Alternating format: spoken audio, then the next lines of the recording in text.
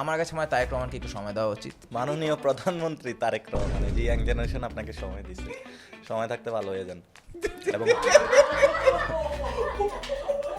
কি, আর আপনি যদি ট্রেন মিস করেন আমাদের কাছে কিন্তু সব চলে আসবে। হলো আমার ভাইকে হলো ফেসবুকে স্ট্যাটাস দেওয়ার জন্য হলো তুলে নিয়ে যাচ্ছে, তা আমি কি এখন চুপ থাকবো? অ্যাসালম গ্রুপটা আসলে কারা এবং তারা কি করে? সে কি করে, ব্যাংক থেকে সে পুরো সিন্ডিকেটটা এভাবে গঠন করে নিয়েছে যে এখানে সরকারেরও অনেক সময় কিছু করা থাকে না, অর্থাৎ সে সরকারের উপরে উঠা যায়। If Bosundhara group is here, where would Asylum group be in terms of power? এখন যদি এক্সিস্টিং বসুন্ধরা যে গ্রুপটা ইজ লাইক দ্যাট, বাংলাদেশ স্টেটের ভিতরে আরেকটা স্টেট মুখ দিয়ে। So আপনি নিশ্চিত যে মির্জা আব্বাস এই নির্বাচনে ইঞ্জিনিয়ারিং করে? উনি জয়ী হয় নাই। আপনার জন্মের সময় Mirza Abbas was the mayor of Dhaka, হ্যাঁ 4 বার এমপি হয়েছে। হ্যাঁ, is it really that surprising if you win? কয়েকদিন আগে নাহিদ ভাই অ্যানাউন্স করলো যে এনসিপি হচ্ছে ছাত্রলীগের মেম্বারগুলোকেও ওয়েলকাম করবে তারা যদি কোনো সন্ত্রাসী বা কোনো ক্রিমিনাল অ্যাক্টিভিটিতে না জড়িত থাকে। এই সিদ্ধান্তের সাথে কি আপনি একমত? মোটা দাগে আমি অপোজিশন হিসেবে আপনি কি জামাতকে যথেষ্ট সম্মান দিবেন?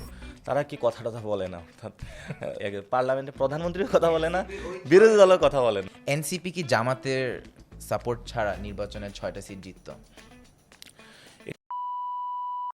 আমি একদিন তার টিএসসিতে দেখছিলাম, দেখে ভালো লাগছে, দুজনকে ভালো লাগছে। আমি তো ইদানিং খুব বিপদে আছি, ও বলে তোমারে পাই না, এখন বাসায় গেলে বাবা বাবা করে, অথবা আমার সাথে চলে এসে আমি যদি ওকে না মানে দায়িত্ব না আদায় করি, আমি পিপলের প্রতি কি দায়িত্ব আদায় স্ট্রাকচার দেখে তো মনে হচ্ছে যে অনেক মানুষ থাকে না যে প্রস্রাব করে দিতেছে এই অবস্থা, লাইক দ্যাট, ওইদিকে তাকায় ওইদিকে তাকায়, খুব বাচ্চার মতন। তো আবারই খুব কিউট, আমি আবারই কিছু বললে সে কালকে আবার একটা স্টেটমেন্ট দিবে, কোন এক নাসিরউদ্দিন বিয়াদব সাথে।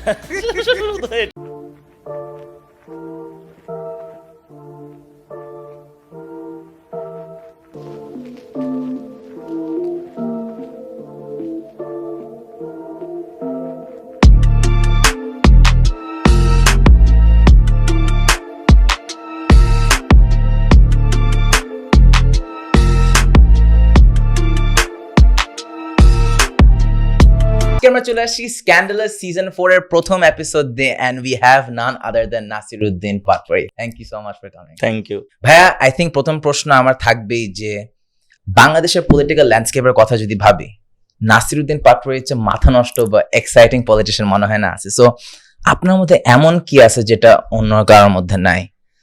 আমি তো সিস্টেমের বিরুদ্ধে কথা বলি, এবং বাংলাদেশের অলমোস্ট সবগুলা যতগুলো ইনস্টিটিউশন আছে সবগুলো কোলাপস করেছে।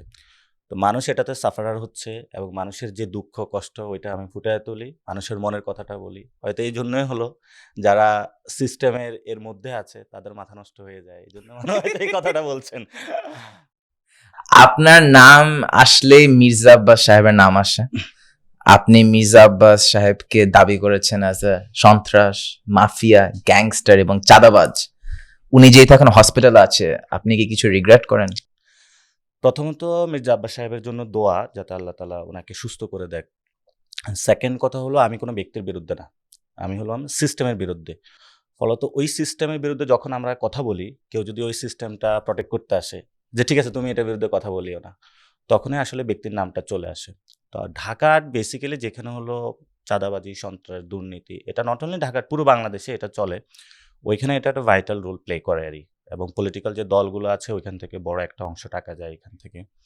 তো আমি যখন কথা বলেছিলাম সেখানে হলো মির্জা আব্বাসের যারা মোটামুটি সন্ত্রাসী বাহিনী ছিল তারা আমাকে রাস্তায় যেখানে পারে সেখানে হেনস্থা করেছে। তো আমি যতই বেশি আমাকে বাধা দিতে আসছে, আমি তত আরো ফায়ার কিড হয়েছি যে না ভাই, তুই যতই আমাকে বাধা দিতে আসিস, এখানে কাজ নেই। তো তখন একসাথে আস্তে আস্তে মির্জা আব্বাসের নামটাও জড়িয়ে পড়ে, কিন্তু এখন অসুস্থ, দোয়া করি যাতে আল্লাহ তাআলা ওনাকে সুস্থ করে দেয়। ভাই, নির্বাচনের সময় আপনার যে ভার্সনটা ছিল অনেক এগ্রেসিভ, চিল্লাপাল্লা, এখন আর দেখতেছি না। আমার তখন লাগতো যে একজন ইয়াং পলিটিশিয়ান মানে আসছে, একদম পুরো কাঁপায় ফেলতেছে। এখন একটু হলেও মনে হয় যে আপনি একটু ম্যাচিওর হয়ে গেছে, একটু মেইন স্ট্রিম পলিটিশিয়ানের হাবভাব একটু হলে আসতেছে। নির্বাচনের সময় হলো মানে আমি একটু ফান, এটার মধ্যে কমিউনিকেশন করেছি। তো ওইটাই কি রিয়েল পাটোয়ারি নাকি? ওইটা ছিল আমি রিয়েল পাটোয়ারি নির্বাচনের সময় কিন্তু এখন যেটা হয়েছে যে বাংলাদেশের মানে আমরা আমাদের জায়গা থেকে দেখি অনেক সংকটের জায়গায় আরই। তো ফলত আমরা প্রতিনিয়ত এগুলো নিয়ে প্রেশার ফিল করি, ডিসকাশন থেকে শুরু করে সর্ব জায়গায়। তো দেখা গেছে হয়তো বা ওই যে থাকে না এগুলার ভারে সবকিছু আইসা যায়। আর এটা আমার সবাই বলে জোর টোর করে যে তুই একটু ম্যাচিউরড হ। আমার জোর করে হলো একটা মানে খাঁচার ভিতরে হলো ঢুকায় দিতেছে আর কি। তো আমি সবারে বলবো যারা আমার আগের মতন দেখতে চাইছেন আমার এই খাঁচাটা থেকে মুক্ত করে নেন।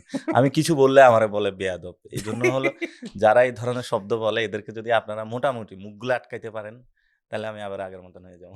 আই থিঙ্ক ইয়াং ভোটাররা আপনাকে ভালোবাসে ফর দ্য এন্টারটেইনমেন্ট ভ্যালু, আপনার কোনো ভয় নাই। কিন্তু আমাদের বাবা মারা বা চাচা চাচিরা যারা আছে তারা চায় আপনি একটু ধীরে ধীরে ধীরে স্থির হন। হ্যাঁ, হ্যাঁ। So are you trying to strategically win them over, কাহিনী কি? এটা আমার একটা বুদ্ধি দেন মানে আমার ২ শাকের করাতে আছি। একদিকে হলো ইয়াং জেনারেশন তারা একভাবে চায়, যারা আবার এই ওল্ডার সিটিজেন, সিনিয়র সিটিজেন তারা এটাকে তারা বেয়াদবি হিসাবে দেখতেছে। বেয়াদবি হিসাবে দেখে। তো একদিকে যেমন রেসপেক্টও দিতে হবে, এখন একটু ফান, রেসপেক্ট ২ টার মধ্যেই থাকতে হবে। আর আমাকে সবাই বলতেছে তুই কোনো ব্যক্তির নাম ধরে কোনো কথা বলবি না। এটা একদম রেস্ট্রিক্টেড। এটা তো আপনার পক্ষে সম্ভব না। হ্যাঁ, কোনো ব্যক্তির নাম ধইরা বললে তোরা ও খায়া ফেলবে আরকি। এটা হলো ঝামেলা আরকি। আর এখন পলিটিক্যাল পরিস্থিতি আসলে তেমন না যে নির্বাচনের সময় যে একটা ফেস্টিভ ছিল, এটা তো এখন না। এখন দেশের অবস্থা না, কিছু ক্ষেত্রে আবারই আছে। আমার এখন ইদানিং মন চায় যে হলো মানে আমি টক শো হোস্ট করি আরকি। করেন করেন, সমস্যা নাই। আপনারা আমরা আছি করবো? আপনার পিছনে। 100%, আচ্ছা, আচ্ছা। 100%। আমি একটা কোশ্চেন করি আপনাকে। প্লিজ প্লিজ, গেলে কোশ্চেন করব। ঠিক আছে, গো ফর ইট। আচ্ছা। আমাকে নাসিরুদ্দিন পাটোয়ারি প্রশ্ন করবে। সেটা হলো যে মানে এই যে টক শোটা আছে এটা কিন্তু বাংলাদেশের মোস্ট ফেভারিট টক শো বা পডকাস্ট ইয়াং জেনারেশনের কাছে আরকি। এবং পলিটিশিয়ানরা এটাতে আসতে চায় এবং অন্যরাও আসতে চায় আরকি। তোমার কিন্তু অনেক মেয়ে বক্তবৃন্দ আছে, মানে তারা আমার কাছে তোমার কথা বলে তুমি কি প্রেম করো, বিয়ে করছো?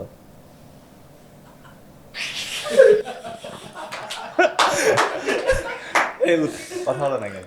ইনশাল্লাহ মনে হচ্ছে আগামী যে লজ্জা বছর, পাইছে। ইনশাল্লাহ আগামী বছর কিংবা সেটার পরের বছরে কেউ আছে লাইফে এখন? আছে আছে জীবনে আছে। তার উদ্দেশ্যে কিছু বলেন। হ্যাঁ। What does everyone know this? হ্যাঁ? আমি এখন প্রশ্ন একটু ঘুরাই দিব, কারণ আমি একটা প্রেম প্রীতিনের প্রশ্নের উত্তর দিতে চাই না, আচ্ছা, আপনাকে তাহলে আমি কি জিজ্ঞেস অন্য করব। কি নিয়ে তাহলে কোশ্চেন করে দেন? তবে মানে মানে আপনার অনেক কিছু স্মৃতি আমার মনে পড়ে যখন আপনি পডকাস্ট গুলো শুরু করেন। মানে আমি যতটুকু আপনাকে চিনি মানে আমাদের জেনারেশনে যারা আমাদের তো মা বাবা অনেক কিছু চাপাইয়া দেয়। তো আপনি মনে হয় ওই ফ্রিডমটা পাইছেন যে আপনার আব্বার একটা ইন্টারভিউ আমি দেখছিলাম যে ও যেভাবে করুক সেভাবেই হলো, তার মতো করে সে গ্রো আপ করুক। তো আপনি প্রথমে টুকটুক করে ভিডিওগুলা করতেছিলেন এবং খুবই ফেসবুকে ছোট ছোট করে ভিডিও দিচ্ছিলেন, এগুলো দেখতেছিলাম। পরে এখন পর্যন্ত আসছিলেন, আমি পুরো স্ট্রাগল লাইফটা দেখেছি। তো ওইটা থেকে আমার ফিল হয় যে বাংলাদেশের প্রত্যেকটা মানুষকে যদি তাদের প্যারেন্টস যারা আছে তাদের নিজের মতন করে গ্রো করে দিত এবং ওই সুযোগটা দিত, তাহলে এটা বাংলাদেশে অনেক কিছু চেঞ্জ হয়ে যেত। আবার এর সাথে সাথে প্রবলেম হলো, ধরেন আপনি এই সুযোগ নিয়ে ধরেন আপনারা সবাই চিনে, এখন আপনি সব মেয়েরা তো আপনার টেক্সট করবে, আপনি যারা ২ নাম্বার হয়ে যান, অথবা ধরেন আপনাকে সবাই চিনে, আপনি কোথাও একটা ২ নাম্বারি করে বসে থাকেন। তো আপনি তো ওই জায়গাটা ঠিক রেখেছেন। ফলত ২ দিক থেকে রেসপন্সিবল। আমাদের মা-বাবা আমাদেরকে কেন ছাড়ে না? ও জায়গায় একটা আকাম করে বসবে। তো আমরাও যখন আমাদের জায়গা থেকে সক্রিয় থাকবো যে ঠিক আছে তুমি আমার উপরে যে ট্রাস্টটা দিচ্ছ আমি তোমার ট্রাস্ট ব্রেক করব না। তাহলে অনেক কিছু পরিবর্তন হয়। এবং ভুল করার যে সুযোগটা দেওয়া, ওখান থেকে যে কত কিছু শিখার আছে। আমি যে নির্বাচনের সময় যে শো যেগুলো করেছে, আই ডোন্ট থিঙ্ক আমার সেগুলো করার ক্রেডিবিলিটি কিংবা এবিলিটি ছিল।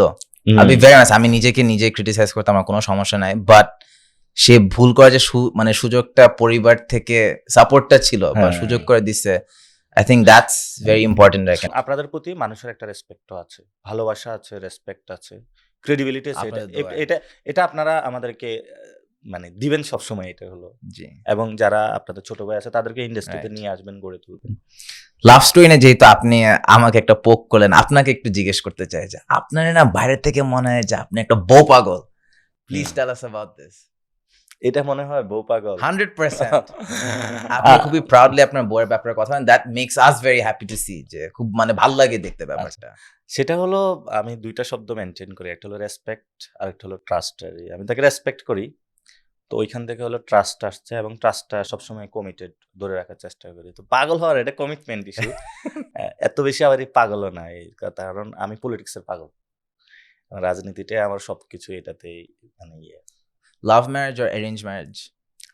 দুইটারে না মানে যদি কোনটা এখন হয়েছিল? বলি আপনার ক্ষেত্রে কোনটা হয়েছিল? যদি এটা বলি যে আমি হলো লাভ ম্যারেজ করছি, এখন বাংলাদেশে লাভ ম্যারেজের যা অবস্থা, তো মানুষের মাথায় এটা ঘুরবে কোন রেস্টুরেন্টে বসে বসে খাচ্ছি, কোন হোটেলে যাচ্ছি, কোন ওই বান্দরবনে চলে যাচ্ছে। বাংলাদেশের আসলে আমাদের হেলথি লাভও নাই, যেটা হলো প্রবলেম হয় আরই। তো এটা যদি আমরা ওই ধরনের সিচুয়েশনটা পাইতাম যে আমাদের ফ্যামিলিগুলো আমাদের হেলথি লাভের অ্যালাউ করতেছে এবং আমাদের সোশ্যাল যেটা অর্থাৎ আমরা ক্যাম্পাস লাইফে যেটা দেখেছি, একটা ছেলে মেয়ে বসে আছে, তো সিনিয়র একজন যাচ্ছে, এমন একটা ভার্সিটিতে আইসা পড়লাম এখানে একটা মাইয়া এবং একটা ছেলে বসে আছে। সো আবারই কিন্তু ওই লোকটায় যায় আবারই তাকে হলো উল্টাপাল্টা কাজে পাওয়া যায় আর কি। ফলত ওই জায়গা থেকে আমি বলতে চাচ্ছি দুইটারই বোধ ছিল, অর্থাৎ আমাদের এটাতে রেসপেক্ট, ট্রাস্ট, মিউচুয়াল একটা জায়গা ছিল যেটাতে মানে আপনার প্রেম করার কাহিনী কি স্টুডেন্ট লাইফ থেকে শুরু হয়? দেখে ভাল লাগছে, কিন্তু হলো ওই যে আহ, প্রেম টেম করবো ওইটার আসলে সুযোগ হয় নাই আরই। এবং সেও জুনিয়র ছিল, আমি জুনিয়রে কেমনে অ্যাপ্রোচ করি এটাও আমার বলেন না একটু মানে আসলে এগোতে স্টোরিটা কি? এগোতে লাগছিল। গল্পটা প্লিজ একটু বলেন আপনার এটা হলো লাভ স্টোরিটা আমরা শুনি আজকে। এটা মানে আমি আর আরেকবার বলেছিলাম, তবে একটু ডিটেলস বলি। যেটা হলো আমি একদিন তার টিএসসি তে দেখছিলাম, দেখে ভাল লাগছে। ও যে প্রথমে প্রেমে পড়ে অথবা কোনো কিছু, কিন্তু আমি একজনকে দেখেই ভাল লাগছে, তার পার্সোনালিটি জানি না, এটা তো আবার প্রবলেম। পরে আবার ৩-৪ বছর পরে হুট করে তার সাথে দেখা হয়েছিল আমাদের ইউনিভার্সিটি এরিয়াতে। তো দেখা সাক্ষাৎ হয়। এবং তো আগে মানে প্রথম দেখা এটা হলো টিএসসি তে হয়েছিল। পরে লাইব্রেরির সামনে হয়েছিল। পরে চা-টা খাই, আড্ডা-টাড্ডা। দুইজন দুইজনকে ভাল লাগছে। ও বলল যে, "ভাই আপনার সাথে আমি থাকবো।" তো আমি বললাম, "আমার সাথে থাকতে হলো ২ টা কারণে থাকতে পারবো। একটা হলো হয়তোবা কোনো কাজের বেসিসে, আরেকটা হলো হয়তোবা বিয়ে করে থাকতে হবে। এমনি তো কোনো মেয়ে ছেলে থাকা যায় না।" তো থাকতে হইতে আড্ডা-টাড্ডা দিয়ে ওর ভাল লাগছে। ওর কথাও ভাল লাগছে। ওর অনেকগুলো ইনসাইট আছে যেটা হলো আমাকে এনরিচ করে। পরে কি? তারপরে একটু হালাল হইতে চলে গেলাম। এটা আরকি বিয়ে-টিয়ে করলাম। কারণ হারাম কাজ তো করা যাবে না। What was so special about her? সে হলো আমাকে অনেক আপলিফট করে এবং আ আমার যে দুঃখের অর্থাৎ আমার স্ট্রাগল এর সেই অংশীজনেরই। তো ফলে তো থাকে না যে আপনার ছোটবেলার যে স্ট্রাগল এর বন্ধু। তো আমার যেই সময়টা থেকে স্ট্রাগল শুরু হয়েছে, ওই স্ট্রাগল থেকে সে আমার বন্ধু, মেন্টর, আমাকে সাপোর্ট দেওয়া থেকে শুরু করে আবার তারও যে স্ট্রাগল গুলো আছে সেগুলো। কিন্তু তার যে জিনিসটা সেটা হলো ইন্ডিপেন্ডেন্ট। আর আরেকটা জিনিস হলো সে মুসলিম উইমেন এম্পাওয়ারমেন্ট এ বিশ্বাসী আরকি। অর্থাৎ আমাদের বাংলাদেশে যেটা হয় যে মানে ফেমিনিস্ট হইতে এমন ফেমিনিস্ট হয়ে যায় যে সে তার ধর্ম অথবা এখানে যে কৃষ্টি ইসলামোফোবিয়া কালচার, কাজ করে ওদের ইসলামফোবিয়া মধ্যে। কাজ করে। আবার এদিকে এই সেকশনে যারা আছে সেখানে হলো উইমেন রাইটস গুলা নিয়ে হলো অ্যাওয়ার না। তো এটা একটা টার্ম যেটা হলো মুসলিম ফেমিনিস্টরি, অর্থাৎ সে ধর্মীয় ভ্যালুস গুলোও রাখে, সাথে সাথে উইমেনের ভ্যালুস গুলোও রাখে। তো আমার এই জায়গাটা এবং তার ইন্ডিপেন্ডেন্সি অর্থাৎ আমার উপরে সে কখন ডিপেন্ডেন্ট করে না, তার ফ্যামিলির উপরে ডিপেন্ডেন্ট করে না সে। তো এই যে ২ টা জায়গা আমার ভাল লাগছে। আমি মনে করছি every women should be like, মানে এই ২ টা গুণ থাকা উচিত তার। একদিকে তার নারীর যে প্রশ্ন, নারীত্ব প্রশ্নে ছাড় দেওয়া উচিত না। আবার তার যে কৃষ্টি কালচার ভ্যালু সে যে ধর্মের হোক না কেন, তার যে সোসাইটির হোক না কেন, ওইটাকে হলো কম্প্রোমাইজ করা উচিত না। এবং এটা না যে আচ্ছা ঠিক আছে বিয়ে করে তার হাসব্যান্ডের টাকা পয়সা দিয়ে বা একটু বয়ফ্রেন্ডের উপরে ডিপেন্ডেন্সি হয়ে যাওয়া অথবা ফ্যামিলির উপরে, উনি এটা এগুলোতে হওয়া উচিত বিশ্বাসী না। না। হ্যাঁ। অর্থাৎ ইকোনমিক রেসপেক্ট অথবা নিজের যে ইন্ডিপেন্ডেন্সি এবং নিজস্ব জায়গাটা ধরে রাখা আরকি। এটা যদি হয়, এটা তো আমাদের সোসাইটি দিচ্ছে না আরকি। এটা বাংলাদেশের সোসাইটি এই জিনিসটা করতে দেওয়া উচিত। কারণ আমাদের 50% তো উইমেন জেনারেশন। তো এটা যখন হয়ে যাবে তখন আমাদের বাংলাদেশ আরো অনেক ধাপে এগিয়ে যাবে। এপিসোডটা দেখতে দেখে কি খিদে লেগে গেছে? তাহলে একটা আইডিয়া দে। বাংলাদেশের first ever OG smash burger try করতে চাইলে চলে আসো বসুন্ধরা, গুলশান আর ধানমন্ডি ব্রাঞ্চে। স্ম্যাশ বার্গার্সে 100% বিফ ব্যবহার করা হয় আর এখানে আসলে you have some of the best fried chicken and guess what? Delivering till 5 AM. আপনি কি উনাকে মিডিয়ার চোখের সামনে থেকে দূর করতে ট্রাই করেন? Is that a এটা goal? হলো বাংলাদেশে তো আমরা সিনারি দেখে চেঞ্জ হয়ে গেছি। অর্থাৎ স্বামী ভোট ডাকাতি করতে পারে না, বউ চলে আসে। মানে এই যে এটা ছিল। তারপরে হলো জামাই মইরা গেছে, হলো বউ হলো পলিটিক্সে চলে আসে। এটা তো হয়। ঠিক না? So আপনার ক্ষেত্রে এগুলো আমরা কখনো দেখতে পাবো না। এটা হলো এরকম না। ওর যদি আপনার বউর কি মানে এগুলো ভাল লাগে? Or does she like মানে staying at পলিটিক্যাল the জায়গা politics? থেকে আমি ডিফারেন্ট আইডিয়াতে বিশ্বাস করি, সে আরেকটা আইডিয়াতে বিশ্বাস করে। সে কি পলিটিক্সে খুব ইন্টারেস্টেড নাকি না? সে তার মতন করে পলিটিক্সে ইন্টারেস্টেড। আমি আমার মতন করে পলিটিক্সে ইন্টারেস্টেড। সে যে আমার শ্যাডোতে থাকবে অথবা আমি তার শ্যাডোতে থাকবো এরকম আমাদের কারো উনাকে কি মধ্যে আমরা কোনো ইচ্ছা নেই। ভবিষ্যতে দেখতে পারবো এনসিপি দলে বা কোনো ধরনের এটা তার রাজনৈতিক ইচ্ছা, দলে? সে বলতে পারবে। আমি আমি আপনি চান? হ্যাঁ, আমি তো আমি আমি আপনি চান আপনার পক্ষ থেকে? আমি তো অবশ্যই চাই যে হলো সে প্রত্যেকটা নাগরিক সামনে এসে নাগরিক চলে আসুক এবং দেশের কন্ট্রিবিউট রাখুক। তো সে যদি তার জায়গা থেকে অন্য কিছু করে, ওয়েলকাম, নো হুম, প্রবলেম। এবং তার যে কাজের এরিয়া সেখানে সেও করতে পারে, নো প্রবলেম। রাইট। আপনি মানে কি এটা তো বাংলাদেশে একটা খুবই যে থাকে না যে মানে তার বউকে ১ম এ মানে নিজে না দাঁড়ায় তার বউকে দাঁড় করাতে হবে, বউ দিয়েও ক্যারি করায়। তো আবারই হলো ছেলে সন্তানকেও নিয়ে নামে। প্রত্যেকে এটা কিন্তু এটা ওই বাংলা ডাইনেস্টি পলিটিক্স যে হ্যাঁ, থিমটা হ্যাঁ, হ্যাঁ। এটা চলতেই আছে, চলতেই আছে। ওইটার। তো হ্যাঁ। এখন পিপল খুবই awkward ফিল করে যে এরকম সামনে নিয়ে আসে না। অর্থাৎ আমাদের এখানে ধরেন নাহিদেরও যে ওয়াইফ তারও একটা নিজস্ব ইন্ডিপেন্ডেন্সি আছে।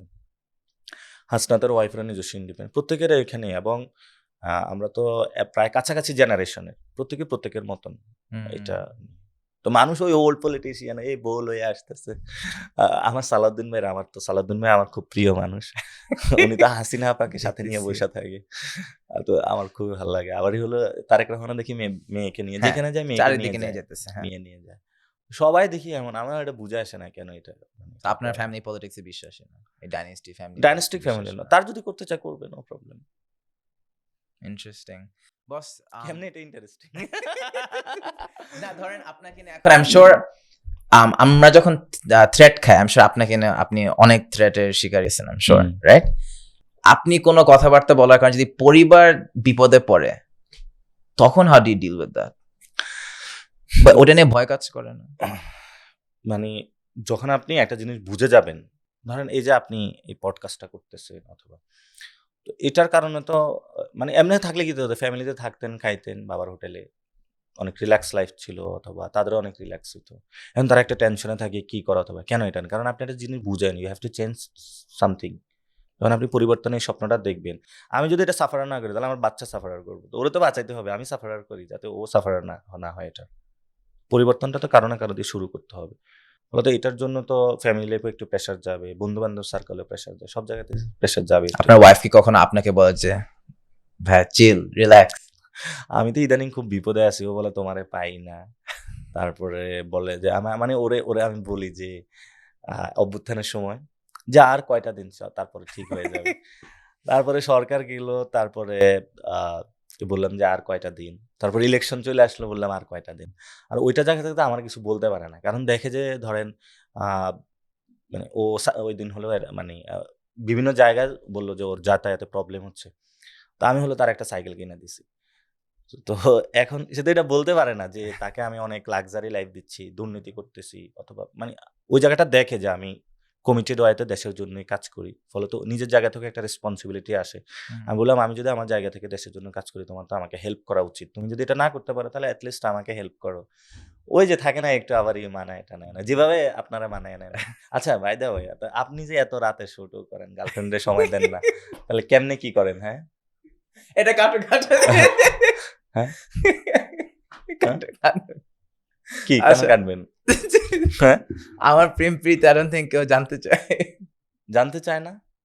কি বুঝি না সব বোরিং হয়ে গেছে। নাকি এটা টেবু এখনো বাংলাদেশে? হ্যাঁ, আমার তো হারাম আছে এগুলো না বললে ঝামেলা হয়ে যাবে। না আচ্ছা। হারাম না ধরেন দেইখা রাখে আরে। বড় ভাই ছোট ভাইকে দেইখা রাখে, বন্ধু-বান্ধবরা দেইখা রাখে। আচ্ছা। হাসান ভাই তো সৌদি এসে বলল যে সে তার নিজের ছেলেকে সময় দিতে পারতেছে না। হুম। আপনারা কি একই সিচুয়েশন নাকি আপনি আপনার ছোট পিচ্চিটাকে ভালোই সময় দিতে আমি পারতেছেন? একটু ব্যালেন্স করার চেষ্টা করি। আমি ইদানিং আবার একটু বেশি সময় দিতেছি। এখন একটু সময় পাইছি ইলেকশনের পরে। অনেকে বলে যে নাসিরে কই গেছে? আমি একটু ফ্যামিলি লাইফটা ব্যালেন্স করার চেষ্টা করতেছি। কারণ দিন শেষে আসলে আমার যেখানে মূল ভিত্তি ওটা তো ঠিক রাখতে হবে। সো বাংলাদেশের যেটা প্রবলেম এটা খুব বোরিং আলোচনা হয়ে যায়। বাংলাদেশের মানে কিন্তু এটা রিয়ালিটি। অর্থাৎ ফ্যামিলি যদি ঠিক না থাকে তাহলে কমিউনিটি ঠিক থাকবে না। সোসাইটি না থাকলে স্টেট ঠিক থাকবে তার না। ঘরে যদি ঠিকঠাক না থাকে হ্যাঁ, তাহলে বাইরে হ্যাঁ। গিয়ে সে করবে কি? স্টেটের মূল বেসিক জায়গাটা হলো ফ্যামিলি। তো ওই জায়গাটা হলো আমার ইদানিং একটু ফ্যামিলিতে আমি বেশি সময় দিতেছি। যেমন আমার বাচ্চা এখন বাসায় গেলে বাবা করে অথবা আমার সাথে চলে এসে। তো আমি তো তাকে একটু মানে পিতৃত্বের যে ইয়াটা আমিও নিচ্ছি। আবার তার যে বাবা আছে সেটারও তাকে সাথ দেওয়ার চেষ্টা এটা তো একটা করতেছি। দায়িত্ব, এটা তো। আমার দায়িত্ব অবভিয়াসলি এটা হ্যাঁ। দায়িত্ব। মানে আমার কখনো ফিল হয় যে আমার মাঝে মধ্যে এখন ফিল হয়। আমি যদি ওকেই না মানে দায়িত্ব না আদায় করি আমি পিপলের প্রতি কি দায়িত্ব আদায় করব? আরেকটা বিষয় আছে যে থাকে না আমাদের বাংলাদেশে প্রবলেম হয়ে যায় যেটা মানে বিমান উড়ে না হুম। মানে তো বিমান উড়লে হলে দেখা যায় সবাই এনজয় করে কিন্তু উড়ার আগে যে কত কাজ করতে হয় এটা হলে তো আমার যে কোনো আমি প্রজেক্টে কাজ করি আমি ইম্প্যাক্টফুল হয়তো কাজ করার চেষ্টা করি আবার ইলেকশনের পর আরেকটা কিন্তু প্রজেক্ট করেছে রেহেলায় তারাবি হুম।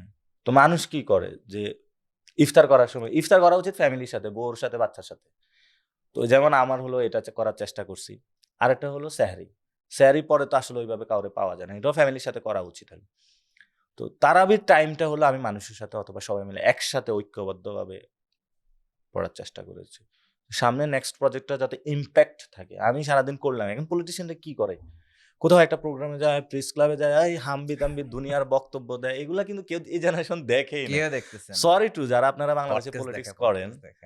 সরি টু বাংলাদেশে যারা পলিটিক্স করেন ভাই আপনাদের এই জিনিস বক্তব্য বাংলাদেশে 2% মানুষ দেখে না এবং আপনাদের এই রীতিনীতি একটু চেঞ্জ করেন এবং অ্যাটলিস্ট আপনাদের পোশাক আশাক থেকে শুরু করে এখন তো বলবে বেয়াদব আমাদের লেকচার দিচ্ছে মানে আপনাদের আমি অনেক পলিটিশিয়ানরা এখন বলি ভাই আপনি একটু ইউটিউবে যান ফেসবুকে যান ইনস্টাগ্রামে যান কই কেমনে যে যাই চাই এগুলা আপনারা এই যে অনেক জেনারেশন আছে ইয়াং জেনারেশন এগুলো খুব ভালো বুঝে তাদেরকে হায়ার গুরু- করেন ওরা আমাদেরকে এবং পাত্তা যদি দেয় না। টাকা ভাই এই ইয়াং জেনারেশনে টাকা টুকা দেওয়া লাগবে না তারা আপনাদের সব এসে ঠিক করে দিবে আপনারা এইসব লিস্ট অ্যাটলিস্ট হলে প্রেস ক্লাব বিভিন্ন জায়গায় এগুলা ছাড়েন ফেসবুকে আসেন সোশ্যাল মিডিয়াতে আসেন ইম্প্যাক্টফুল ইয়াং জেনারেশনের গান ছোট একটা আড্ডা হলো আপনি গুলশান বাড়িদারা একদম একটা মাঠে শ্রমিকের কাছে যান সারাদিন ঘুরাফেরা সকালবেলা উঠে দেখি হইলো প্রেস ক্লাবে দুপুরবেলা উঠে দেখি প্রেস ক্লাবে সন্ধ্যা প্রেস ক্লাবে আর ঘুরে ফিরে এই জায়গায় এবং অফিসটা ওই জায়গায় সবাই পল্টন অফিস লয়ে বসে থাকে কি রে ভাই এটা কি সব জায়গায় মানে বাংলাদেশ তো Transparency, ডিসেন্ট্রালাইজেশন হইতে হবে accountability ওরা সামনে হ্যাঁ। আসতে চায় না। তো এটা বাংলাদেশেরও প্রবলেম সচিবালয় কোথায় এইখানে মানে যা কিছু আছে সব ঢাকাতে সবই দেখতে ডিসে হবে। আবার পলিটিক্যাল পার্টি যা কিছু আছে সবকিছু হলো ঢাকাতে জানেন যাক, এখন আমরা একটা সিরিয়াস প্রশ্নতে আসবো। না শেষ হয় নাই তো ভাই হ্যাঁ, শেষ হয় নাই আরো যাবো। হ্যাঁ বস, আপনি হচ্ছে 2 বছর আগে চাকরি করতেন প্রাণে। হুম। একজন সাধারণ ব্যক্তি হিসেবে আপনি ছিলেন। হুম। এখন আপনি সাধারণ ব্যক্তি, বাট একইভাবে আপনার যদি বাইরে যান 200টা সেলফি তুলতে হবে, মেবি হুম। আরো বেশি। আপনি যেখানে যান সব আপনাকে চিনে, একটা গুরুত্ব দেয়। How does that feel? Responsibility feel করি কারণ প্যারা লাগে। একটু কষ্ট হয় কিন্তু হলো যখন ওর গল্পটা শুনি তখন কষ্টটা চলে যায় যেমন আমি উত্তরে এক জায়গায় গেছি সেখানে হলো যে পূর্বাচল থেকে এক ছেলে সাইকেল চালায় চলে আসছে আবার হলো চাঁদপুরে যখন গেছি নদীর ওই পার থেকে শরীয়তপুর থেকে একজন আসছে ও তো আমার থেকে বেশি পেইন নিছে বলে তো ওর গল্পটা যখন শুনি আমার পেইন চলে যায় এবং তার সাথে আড্ডা চ্যাট অনেক কিছু হয় আর একটা ডিফারেন্ট লাইফ ওই যে অভ্যস্ত হয়ে যাচ্ছে আপনি কি এই পলিটিক্যাল স্টারডমটা ম্যানিফেস্ট করছিলেন যে একদিন আপনি এমন একটা পর্যায়ে চলে আসতে পারেন, মুভমেন্টের থ্রু দিয়ে হোক বা যেটার থ্রু দিয়ে হোক? না এরকম তো বিশ্বাস করার মতো না। আমি তো এখন এটা ফিল করি না এটা মানুষ বলে তো আমারে মানে জোর করে ধরেন আমি যে সৌদিতে গেছি তা আমি এক জায়গায় গিয়ে হলো জুস খাইতেছি আমি খুবই মানে এবাদত মানে তাওয়াফ করার পরে আমি খুবই ক্লান্ত হয়ে গেছিলাম কারণ ওইখানে 3-4 ঘন্টা সময় প্রয়োজন হয় এক দোকানে গেছি জুস খাইছি আর উনি বলে আমি বিল দিতে চাই বিল নিবে না কিরে ভাই কোন বিপদে পড়লাম তো বললো যে না আমি বিল নিব না আপনি আরো কি খাবেন এটা বলেন তো ফলত এই যে ভালোবাসা অথবা যে এক্সপিরিয়েন্স গুলোর মধ্যে দিয়ে যাচ্ছি এটা তো এই নির্বাচনের পাগলা সময়টার পর উমরাইতে গিয়ে শান্তির একটা জায়গায়, মানে what was that feeling like? একদম শান্তির জায়গা তো, আর যেটা আমিও থেকে খুবই বের শান্তিতে আছি আমার ফেসবুক আইডিটা লকড হয়ে গেছে কেন জানো আমি এত শান্তিতে আছি এই যে যা চলতেছে দেশে কিছুই জানি না আমি খুবই মন দিয়ে কাজ করতেছি বিভিন্ন মানুষের সাথে আড্ডা দিচ্ছি কথা বলতেছি ইম্প্যাক্টফুল অনেকগুলো কাজ করতেছি এবং মানুষের যে বিভিন্ন জায়গায় আমি এখন এক্সপ্লোরিং ইনস্টাগ্রাম আচ্ছা। আমার কে যেন বলছে আমি ইনস্টাগ্রামে দেখছি আপনারটা, সেই হয়েছে, সবাইকে ফলো করবেন। কে যেন বলছিল আমাকে যে ইয়াং জেনারেশন 60% জেনজি যারা এখন হলো ইনস্টাগ্রাম আর ইউটিউবে তো আমারে কেউ কিছু বললে আবার আমি এটা ট্রাই করি মানে এই কাজে লাগানোর চেষ্টা করি আচ্ছা, আপনার কি পিআর টিম আছে? আমি পিয়ার টিমতে 1-2 জন ক্লোজ আছে যারা আমাকে হেল্প করে কিন্তু ওই যে ওরকম ভাবে কোনো আমি আপনার agency সোশ্যাল hire মিডিয়ায় করি- যে সাজানো, এটা আমি বিশ্বাস করবো না যে 1-2 জনের কাজ, অনেক মানুষের কাজ লাগে দেখতে। অনেক সুন্দর করে সাজানো হয়েছে, ক্রেডিট টু দেম হুএভার দে ওটা ইয়েটা হলো যে মানে অধিকাংশ পলিটিশিয়ান যে হলো সে একটা এজেন্সি হায়ার করে যে তোমাকে 5 লাখ টাকা দেবো তো আমি মনে করি এজেন্সির চেয়ে ব্যক্তি ইম্পর্টেন্ট ছোট ছোট মানে ওই ব্যক্তিটা ইম্পর্টেন্ট এবং হলো তারা ডিরেকশন দেয় না আর পলিটিশিয়ান কি চিন্তা করে, আর যে হলো ফেসবুকে পোস্ট দেয় ও নিজের মতন দেয়, পলিটিশিয়ান পরে পোস্ট দেওয়ার পর পলিটিশিয়ান খুঁজে দেখে এই এটা তো আমার কথা না, অন্যের কথা হয়ে গেছে। ইভেন জানুয়ারিতে যখন যদি আমরা সোশ্যাল মিডিয়াটা বের করি, হুম। আপনাকে দেখতে অলমোস্ট এজ আ ক্লাউন, হুম। 1-2 সপ্তাহ পর আপনাকে বানাচ্ছে একটা hero. So what really happen, বা আপনার স্ট্র্যাটেজি বা আপনার পিআর স্ট্র্যাটেজিটা আসলে কি ছিল টু গো ফ্রম একটা political clown to political hero ঠিক নির্বাচনের আগে? আমার বিরুদ্ধে মোটামুটি মানে অনেকগুলো দল কাজ করে।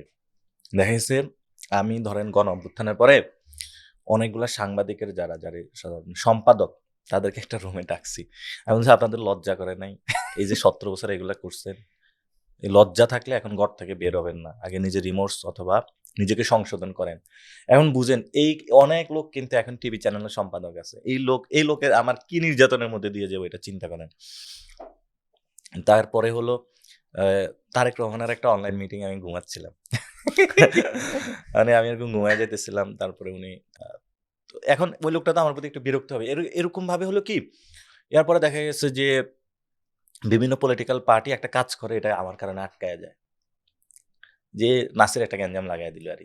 তো এখন ওই লোকটার কাছে তো আমি শত্রু হয়ে যাই। তো এটা কি হয়েছে যে আর আমি এগুলোর প্রতি কখনোই তাকাইতাম না যে ও কি বললো না করলো কি করলো। কিন্তু ইলেকশনের সময় কি, যখন আমি মানুষের সামনে গিয়েছি, মানুষ আমাকে জাজ করেছে। আগে হলো ওর কথা শুনে আমাকে জাজ করতো, এখন আমি মানুষের সামনে যখন গিয়েছি তখন ভাই আমি এমন, আমি খুবই সাদাসিধে একটা পোল্লা, খাই দেয় ঘুমাই, ইলেকশনে একটু ফান করতে আসছি, এখানে চাঁদাবাজি সন্ত্রাস দুর্নীতির বিরুদ্ধে কথা বলে আসছি, সিম্পল একটা স্লোগান ছিল। হ্যাঁ, আমার সিম্পল জিনিস। সো আপনি আমাকে ভোট দেন, আমি এটা বন্ধ করব। আমার 7 দফা ইশতেহার আছে, আপনি ভোট দিলে আপনার বাচ্চার জন্য কাজ করবো, ভালো করে স্কুলে যাইতে পারবে, আপনি ভালো করে হসপিটালে যাইতে পারবেন, আপনার ভালো পার্কের ব্যবস্থা আছে, ব্যায়াম করে খাইবেন দেবেন ঘুরবেন, সিম্পল বিষয়, আমরা সিম্পল লাইফটা লিড করতে চাই। So that's were the basic things. আমি এটা বারবার মানুষের হলো প্রত্যেকদিন সকালে একবার বলতাম, দুপুরে একবার বলতাম, রাতে একবার বলে ঘুমিয়ে যেতাম। আমি কোনো কিছু পেয়ে নিতাম না। অন্যরা ফোন দিতাম, ভাই এটা কেমনে কি করবো, পিআর এজেন্সি মেনটেন করতে পারতেছি না, এই জায়গায় ঝামেলা, ওই জায়গায় ঝামেলা, আমি চিল মোডে এটা কইরা খাই দাই ঘুমাইতাম। আপনি তো একজন মার্কেটিং এর গ্রাজুয়েটস, আমি আপনাকে জিজ্ঞেস করতে চাই, এবং আপনার নির্বাচনের সময় বিহেভিয়ার দেখলে মনে হয় সেটা, যে আপনি কি বিশ্বাস করেন যে any publicity is good publicity? No, publicity শব্দটাই হলো পজিটিভ ওয়ার্ড। আচ্ছা, যেটা হলো ব্যাড পাবলিসিটি অথবা এনি পাবলিসিটি, এটা বলে কোনো কথা নাই। When you are doing publicity, যখন আপনি পাবলিক হবেন, you should be the social norms আপনার হতে হবে, you should be the value, মানে আপনার একটা ভ্যালু থাকতে হবে। অ্যান্ড পাবলিসিটি করলেন, ধরেন যে আপনারা সবাই হলো এমন একটা প্রোডাক্ট নিয়ে যান যেটার কোনো উপযোগিতা নাই, তো এটার আসলে পাবলিসিটি করেও লাভ নেই। তো পাবলিসিটি শুড বি, এটার উপযোগিতা থাকতে হবে, সোশ্যাল নর্মস থাকতে হবে, সব মেনটেন করে আসতে হবে। ধরেন আপনার গায়ে ডিম মারতেছে, ইজ দ্যাট ব্যাড পাবলিসিটি? ডিম তো আমি পাবলিসিটি হিসেবে নেই নাই আর, মানে আমি যখন গিয়েছি তখন আমি একটা পরিস্থিতির শিকার হয়েছি। But is that a good publicity or is that a bad publicity thing? যেমন ট্রাম্পের গায়ে গুলি মারতে চেষ্টা করছে, আপনার গায়ে ডিম মারতেছিল, is that good or bad publicity? মানে আমার এটা পাবলিসিটি ছিল না। এটা কি আপনার সিম্পাথি ক্রিয়েট করে, নাকি উল্টা আপনার রেপুটেশনকে আরো বেশি ড্যামেজ করছে? ওটা আমার ওই পার্সপেক্টিভে ভালো ছিল, কারণ ওইটার কারণে আমার নিরাপত্তাটা একটু হলে নিশ্চিত হয়েছে। আচ্ছা, মানে যখন আপনি দেখতেছেন যে এই অবস্থার মধ্যে আমার মারতেছে, এখন ক্যামেরার সামনে তো মারতে পারে না, 10টা ক্যামেরা থাকা মানে কি 10 লাখ লোক দেখতেছে, 10 লাখ লোকের সামনে আপনি কিন্তু আমাকে মেরে ফেলতে পারবেন না, অবশ্য মাইরাও ফেলে। আপনার কি ভয় কাজ করে? হ্যাঁ, আপনার কি ভয় কাজ করে এগুলো নিয়ে? এখন তো আমার এখন ভয়টা কাজ করে না, মানে আমার আগে ওইভাবে ভয়টা কাজ করতো না। আমি তো এই সীমান্ত হত্যার বিরুদ্ধে, মানে আমি ডিরেক্ট ভারতের বিরুদ্ধে বসছিলাম, সে আমার সীমান্তে মানুষ সেই তখন। তো আমার ছোটবেলা থেকে আমি ভয় টয় পাই না। আমি একবার ভয় পাইছিলাম, কবে? সেটা হলো যে মানে আমি তো গ্রামে বড় হয়েছি, তা আমাদের দিকে চাঁদপুরে তো বন্যা আসলে হলো পানি অনেকটুকু হয়ে যায়, তো ওই আমি শাপলা দেখছি, শাপলা ফুল মানে আমাদের বাড়ির পাশে, তো আমার এটা লাগবে, আমি জন্য তো আমি দাদার সাথে যাইলে তো ওই যে নাও দিয়ে যাইতাম। তো একদিন হলো ঠিক আছে আমি শাপলা ফুলটা নিয়ে আসি, আমি যে সাঁতার দিয়ে যাইতে হবে এটা বুঝি না, আমি এমনি হেঁটে হেঁটে যাওয়া ধরছি। আমি একটু পরে দেখি অনেক পানির নিচে, পরে চিন্তা করি ভাই আমি তো অন্য জায়গায় চলে যাচ্ছি, তাহলে ঠিক আছে যে পথে আসছি ওই পথে আবার চলে যায়, পরে যে পথে আসছে আবার ওই পথে উঠে বাইচা গেছি, নাহলে কিন্তু পানির নিচে মারা যেতাম। তো ওই দিন আমি অনেক ভয় পাইছিলাম আর ওই সময় আমি ছোট বাচ্চা ছিলাম। আপনার ছোটবেলায় কি কোনো স্টোরি আছে যেটা আপনি when you look back মনে হয় যে ওই কারণ থেকে বা ওই দিন থেকে আমার আসলে পলিটিক্স এর প্রতি একটা ইন্টারেস্ট বা এমনি আমি কাজ একটু করছে? মানে আমি নিজের প্রতি আমার অনেকগুলো নিজের কোশ্চেন থাকে। ধরেন আমাদের আহ, যে বাড়ি আমরা যেখানে থাকতাম ছোটবেলায়, এটা ছিল মাঠের ভিতরে, মানে অনেক বড় মাঠ যেখানে হলো ধান টান হয়, ওটার ভিতরে আমরা এসে বাড়ি করছি। আমাদের 4-5টা খোলা ছিল।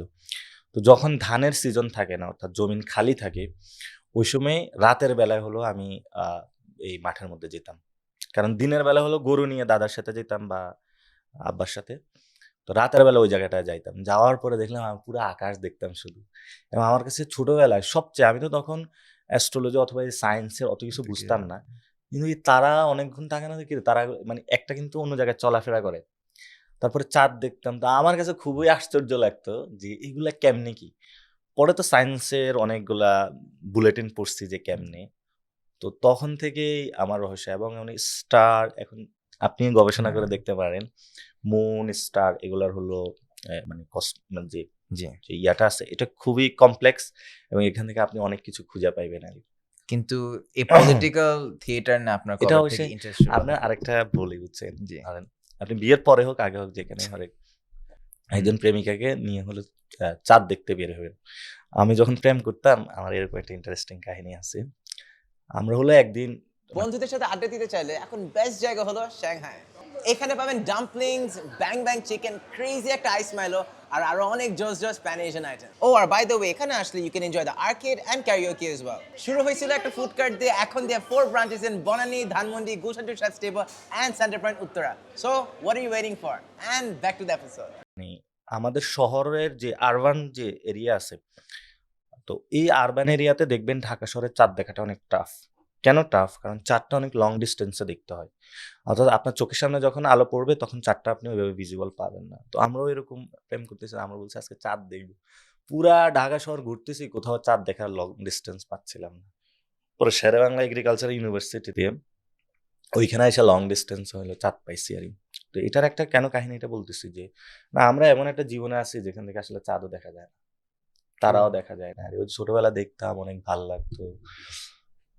এই সিস্টেমটা আসলে চেঞ্জ করতে হবে। আমরা এমন একটা জায়গায় বড় হচ্ছি, মানে are you happy that environment যেখানে আপনি বড় হচ্ছেন? কংক্রিট জাঙ্গল, সারাদিন ফোনে। পরে আমরা এখন এটা হলো মনে মনে পাগলের স্বাদ পাওয়ার জন্য নাটক বের করি নেটওয়ার্কের বাইরে। এই শালা। এগুলো হলো পাগলের সুখ মনে মনে। আপনার বাংলাদেশের সবচেয়ে ফেভারিট ট্রাভেল ডেস্টিনেশন কি? কোথাও ঘুরতে গেলে আপনি কোথায় যেতে মন চায়? আমার আমার হলো সমুদ্র ভাল লাগে, কিন্তু কক্সবাজার। হ্যাঁ, কিন্তু এমন একটা জায়গা যেটাতে হলো পাহাড় সমুদ্র হলো মিক্সিং। কিন্তু ওই জায়গাটা অবশ্যই এখন ঝামেলার। অর্থাৎ এটা মেরিন ড্রাইভ যেটা আমরা মেরিন বলে ড্রাইভ থাকি, যেটা, হ্যাঁ। সেটা হলো পুরা টেকনাফ। ওই জায়গাটা হলো আর্মিরা দখল দিয়ে দিছে। কেন আর্মি থাকলে সমস্যা কি? আর্মি থাকলে আর্মি হলে বাংলাদেশে প্রটেক্ট করবে। সে কি ব্যবসার ওইখানে কিসের ব্যবসা করে? সে এখন সমুদ্র ব্যবসা করে। পাহাড় এবং সমুদ্রের মাঝে সে হোটেল বসাইছে। ওইখানে এক রুটি দোকানদারের কাছে গেছি। সে বলতেছে যে, "ভাই আমারে সকালবেলা আর্মি রুটি দিয়া যায়, রাতের বেলা টাকা নিয়ে যায়।" তো হাই হাই রে। অন্য কোনো সাপ্লাই চেইনে কি হয়? ২ দিন পরে টাকা দিলেও হয়। আবার হলো সে ভেরিয়েন্ট রাখতে পারে, কিন্তু সেখানে তার প্রোডাক্টটাই দিতে হয়। ওই যে তাদের কি যেন ট্রাস্ট ফিলিং স্টেশন, হুম। ওগুলো অনেক কিছু খুলছে। তো এগুলাতে হলে ইনস্টিটিউশন অনেক উইক হয়। মানে সে যখন ব্যবসা বাণিজ্য এগুলোতে ঢুইকা পড়ে তখন একটু ঝামেলা হয় আরকি। এবং ওইটা একটু রেস্ট্রিক্টেড এরিয়া মনে হয় না? মানে ওইখানে হলো একদিকে হলো ইয়াবা ব্যবসা হয়, মেরিন ড্রাইভের ওদিকে। আবার মানে ঘোরার জায়গাটা হলো একটু চিল মজা টাইপের। ওইখানে কেমন মনে হয় একটা ক্যান্টনমেন্ট বা কোনো একটা মানে গুমটুম হয়ে যায় না? দেখেন না সিনহা হত্যাকাণ্ড ওইখানে হইছে। শহরটা খুবই ডেঞ্জারাস মজার জোন। তো একটা এটা ফানি নিরাপদও শহর। না, আবার এই ধরনের একটা ক্যাচাল। এজন্য আমার ওই জায়গাটা হলো জোস। মানে কক্সবাজার। ওইখান হ্যাঁ। থেকে হলো আকাশও দেখা যায়, পাহাড়ও দেখা যায়, সমুদ্রও দেখা যায়। জোস। আচ্ছা, আমরা আস্তে আস্তে একটু সিরিয়াস প্রশ্নের দিকে যাই। সো আমরা দেখতে পারতেছি যে হাসান ভাই চলে গেল সংসদে, নাহিদ ভাই চলে গেল সংসদে। আপনার তো হাইপ সবচেয়ে বেশি ছিল নির্বাচনের সময়, least as a young vote আমি বলতে পারি যে আপনার হাইপ আরো অনেক বেশি ছিল। আপনার কি আফসোস কাজ করে যে আপনার নামের সামনে এমপি শব্দটা নাই? না, আমার আফসোস কাজ করে না। বিকজ দ্যাট চেয়ার যে সবকিছুই ক্ষমতা এমন না। আমরা জনতার পার্লামেন্ট হলো অনেক বড় একটা ক্ষমতার অংশ। ফলত পিপল সেখানে রিপ্রেজেন্টেটিভ তাদের পাঠায়, কিন্তু জনগণ তো জনগণের জায়গায় থেকে যায়। আমি জনগণের মধ্যে আছি। ফলত জনগণের ভিত্তি করে যে চেয়ারটা হয় এবং সেই জায়গাটায় কিন্তু আমি রয়ে গিয়েছি এখনো। এবং আমি মনে করি যে চেয়ার দ্বারা যেমন ক্ষমতা পরিবর্তন করা যায়, অনেক কিছু বাংলাদেশের স্ট্রাকচারাল চেঞ্জ আনা যায়, চেয়ার ছাড়াও করা যায়। তো আমি ওই জায়গাটাতে ফাইট করতেছি, আশা করি যে এখান থেকে ভালো কিছু উপহার দিতে পারবো। এখন যারা চেয়ারে বসেছে, even including the Hasnat Abdullah অথবা বিরোধী দল, সরকারের দল, সবাই আমার অ্যাকাউন্টেবিলিটির মধ্যে থাকবে জনগণের পক্ষ থেকে। সো উনাদের একটা রোল আছে এখন পলিটিক্যাল থিয়েটার, আপনারও রোলটা ভিন্ন। So আমার আপনার রোলটা রোলটা না ভিন্ন। আরেকটু বলা যাবে, আপনার নেক্সট 4 বছরের প্ল্যানটা আসলে কি? বেসিক্যালি আমাদের এখানে এখন কনস্ট্রাকটিভ পলিটিক্সে আমাদের যেতে হবে, বিকজ দ্যাট পুরা ইয়াং জেনারেশন অনেকে পলিটিক্স থেকে হলো বিচ্ছিন্ন হয়ে গিয়েছিল। অর্থাৎ যারা আন্দোলনে এসেছিল, সংস্কার প্রক্রিয়ায় নিজেদেরকে এঙ্গেজ করেছিল, তাহলে যে বাচ্চাটা অথবা যেই মানুষটা হলো দেওয়ালে রাইটিংস করেছিল যে আমি বাংলাদেশে পরিবর্তন চাই, সে মানুষগুলো হতাশ হয়ে কিন্তু বাসায় চলে গিয়েছে। অথবা এমনও অনেক মানুষ রয়েছে সেই স্কোপ পাচ্ছে না কাজের। আমরা ওই মানুষগুলোকে একসাথে এঙ্গেজ করে রাজপথে নিয়ে আসা এবং সাথে সাথে তাদেরকে বাংলাদেশের বৃহত্তর যে জায়গাটা বাংলাদেশ গঠনে তাদেরকে কাজে লাগানো। নট অনলি দ্যাট যারা পলিটিক্স করবে, পলিটিক্যাল ওয়ার্কার তারাই কাজ করবে, তাদেরকে না, সে মানুষগুলোকে নিয়ে এসে বিভিন্ন সেক্টরে তাদেরকে হলো এম্পাওয়ারমেন্ট করা, যাতে পরবর্তীতে সংসদে যেমন হলো তারা কাজ করছে, এখন সংসদের এই পলিসিগুলো বিভিন্ন ইন্ডাস্ট্রিতে কিন্তু হলো ইমপ্লিমেন্টেশনের জায়গায় যাবে। এখন টেক রিলেটেড যে বিজনেস আছে সেখানে যদি আমাদের জেনারেশন যারা সংস্কার চায় তারা যদি না থাকে, কে এটা হলো এক্সিকিউশনের জায়গায় যাবে? সেম যদি আপনার একটা শিক্ষক হয়, একজন শিক্ষক আগে কি হতো, সে হলো অন্য কাউকে হলো তেল মারতো। এখন অথবা প্রশাসনে যে থাকুক, সে বসের হলো তেল মারতো। এখন যদি সেই আমাদের এই সংস্কার অথবা যারা নতুন বাংলাদেশটা চায়, সে যদি ওই জায়গাটা চেয়ারে বসে বা ওই মানুষগুলোর মধ্যে থাকে, সেই জায়গাটা আরো ভালো এক্সিকিউটিভ রোল প্লে করতে পারবে। ওই মানুষগুলোকে প্রত্যেকটা জায়গায় রাইট পিপলকে রাইট জায়গায় নিয়ে আসা। আগামী 4 ইয়ার্সে হলো কাজটা হলো এটা। আরেকটা জিনিস হলো যে আমি 4টা জিনিস চিন্তা করেছিলাম, এটা আজকে এখানে বলি। তো আমি রমজানে যে তারাবির কর্মসূচিটা দিয়েছিলাম এবং রমজানে কিন্তু আমার পলিটিক্যাল সামনে কি করব ওইটাও কিন্তু আমি মেক করেছিলাম। আমাদের বাংলাদেশে কয়েকটা লেভেলে কিন্তু কাজ হয়। ফার্স্ট অফ ওয়ান হলো মানুষের মধ্যে যে ডিপ্রাইভেশন ফিল, এটাকে মানুষ সাফোকেটেড হয়ে গিয়েছে, অর্থাৎ মানুষ বন্দী হয়ে গিয়েছে। অর্থাৎ কেউ হলো দেখা গেছে তার ফ্রিডম অফ এক্সপ্রেশন পাচ্ছে না। রিসেন্টলি দেখতে পাচ্ছেন কেউ কথা বললেই ফেসবুকে তাকে ধরে নিয়ে যাচ্ছে। আবার এই একজন ব্যবসায়ী, তার মনের মধ্যে চাপা ক্ষোভ, কষ্ট, সে ভালো করে ব্যবসা করতে পারতেছে না। যিনি চিকিৎসা নিচ্ছেন, সে হসপিটালে গিয়ে দেখে যদি তার পকেটে টাকা না থাকে সে চিকিৎসা পাবে না। আর যদি সরকারি হসপিটালে যায়, ওয়াশরুম, ওয়াও এটা কোন অবস্থায় চলে আসছি।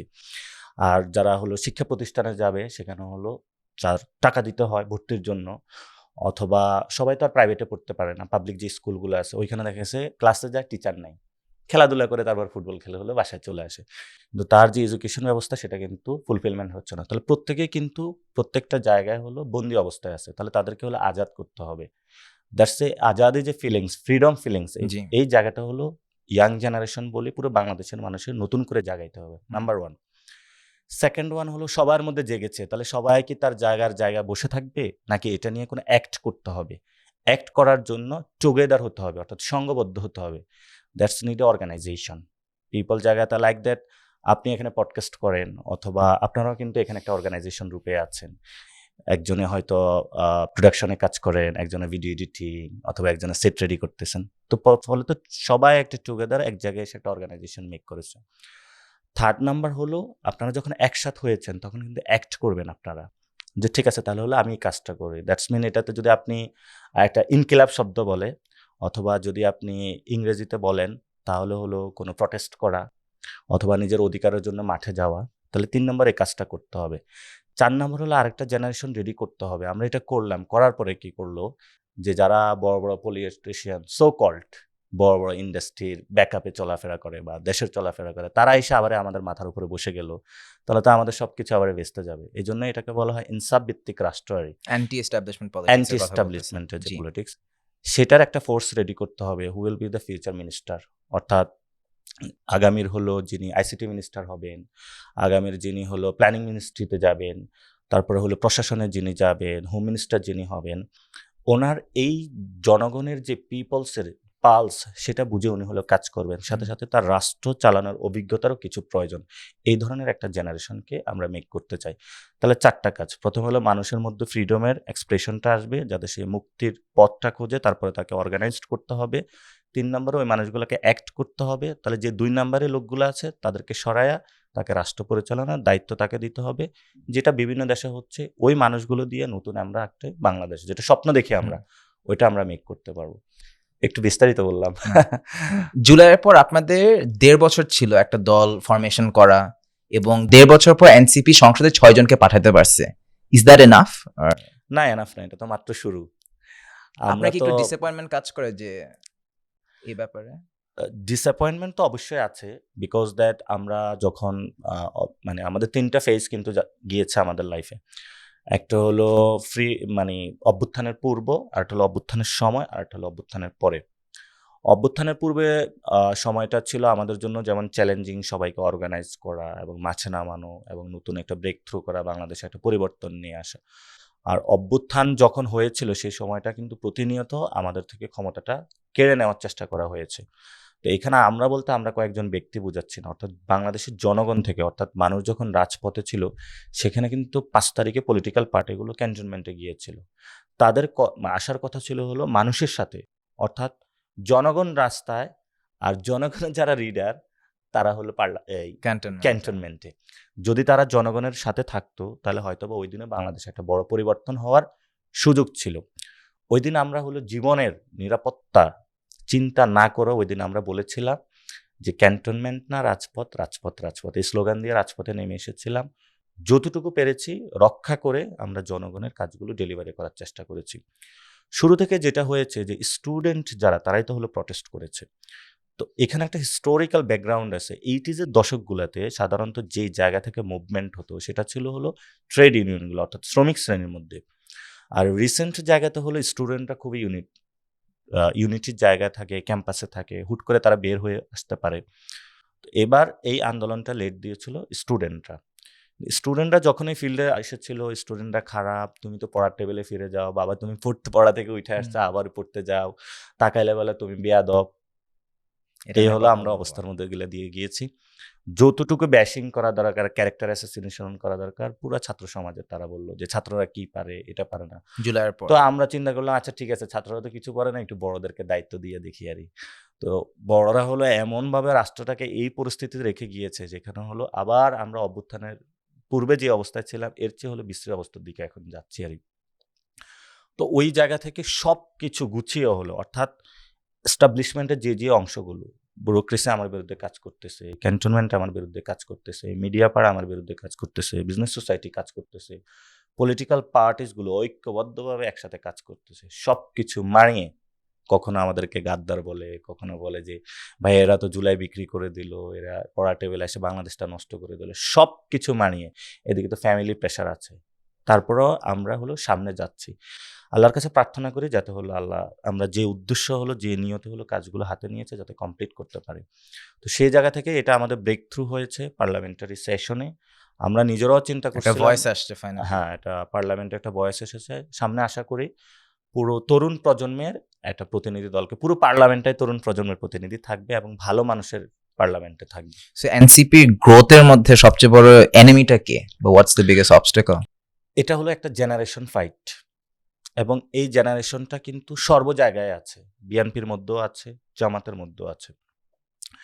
তারা এই জেনারেশনকে সুযোগ দিতে চাচ্ছে না। ফলত এই জেনারেশন এস্টাবলিশমেন্টে যারা আছে তারা তাদের সিস্টেম থেকে, কমফোর্ট জোন থেকে বের হতে চায় না। সে আগের নিয়মে সচিবালয় চালাতে চায়, সে আগের নিয়মে ক্যান্টনমেন্ট চালাতে চায়, সে আগের নিয়মে হলে পলিটিক্যাল পার্টিসগুলো চালাতে চায়। আমরা সেটা পরিবর্তন চাই। ওই জায়গাটা যদি আমরা পরিবর্তন করতে পারি, এনিমিসগুলা চেঞ্জ করতে পারি, তাহলে হয়তোবা বাংলাদেশ ঠিক হবে, আদারওয়াইজ পসিবল না। বাট আপনারা কি সব দিক দিয়ে পরিবর্তন আনতেছেন মনে করেন? এটা শুধু আমরা কয়েকজন ব্যক্তি বা এনসিপির ফাইট না, এটা পুরো বাংলাদেশের এই জেনারেশনের ফাইট।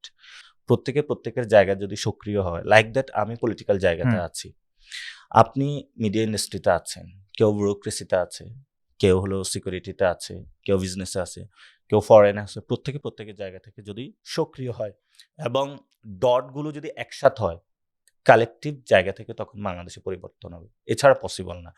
সেই জন্য হলো আপনার পডকাস্টের মাধ্যমে যে সেক্টরে আছেন আপনি সবার কাছে আহ্বান জানাচ্ছি, আপনি আমাকে লাইক করতে পারেন অথবা ডিসলাইক করতে পারেন, নো প্রবলেম। আপনি আপনার জায়গা থেকে সক্রিয় হন। আপনি কোথাও একটা এম্বাসিতে আছেন, আপনি সেখানে যারা বিদেশে আমাদের যে ভাইগুলো আছে অনেক কষ্টে আছে, আপনি তার পক্ষে দাঁড়িয়ে যান। যারা আপনি ব্যুরোক্রেসিতে আছেন, আপনি বলেন আজকে থেকে আমি দুর্নীতি করব না, এবং আপনি সকাল থেকে সন্ধ্যা পর্যন্ত অফিস করেন, একজন কৃষক থেকে একজন শ্রমজীবী নারী যে কখনো একটা বড় মানুষের কাছে অ্যাক্সেস পায় না, আপনি আজকে থেকে আপনি বলেন যে আমি আজকে থেকে তাকে সেবা দেওয়া শুরু করব। আপনি বিজনেস ইন্ডাস্ট্রিতে আছেন, আপনি বলেন যে আমি টাকা পাচার করব না, আমি বাংলাদেশের মানুষের পক্ষে কাজ করব।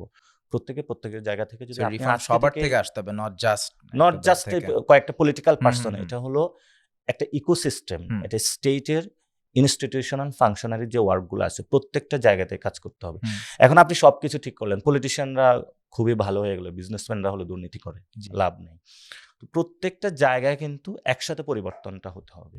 প্রত্যেকের জায়গা থেকে যদি দাঁড়িয়ে যায় তাহলে হয়তোবা এটা করতে পারবো। এখন যদি এনসিপি যদি মানুষ মনে করে যে না এনসিপির প্রয়োজন নাই, তাহলে আপনি আপনার জায়গা থেকে একটা দল গঠন করেন, দাঁড়িয়ে যান, কালকে আপনারা লিড দেন, আপনাদের পিছনে আমরা যাব, নো প্রবলেম। আচ্ছা, আপনাকে এখানে একটু পোক করব। করেন। সো নির্বাচনের ব্যাপারে আপনি বলেছিলেন যে এইবারের ইলেকশনে ইঞ্জিনিয়ারিং হয়েছিল। Do you still believe that? Yes, 100%? 100%। But এটা তো এমন একটা ইলেকশন ছিল যে বাংলাদেশের ইতিহাসে most democratic election yet, no? এখানে ইন্টারন্যাশনাল অবজারভার ছিল, আই থিঙ্ক 16টা দেশ থেকে ইন্টারন্যাশনাল অবজারভার আসে, তারাও বললো ইটস ওকে, আপনার দলও বললো যে এই ইলেকশনটা ঠিক ছিল। বাংলাদেশের মানুষের এখনো যে ইলেকশন কমিশন রয়েছে সেখানে ট্রাস্ট নাই। বাংলাদেশে যে ইলেকশনটা হয়েছে এটা ট্রান্সপারেন্ট না, স্বচ্ছ না।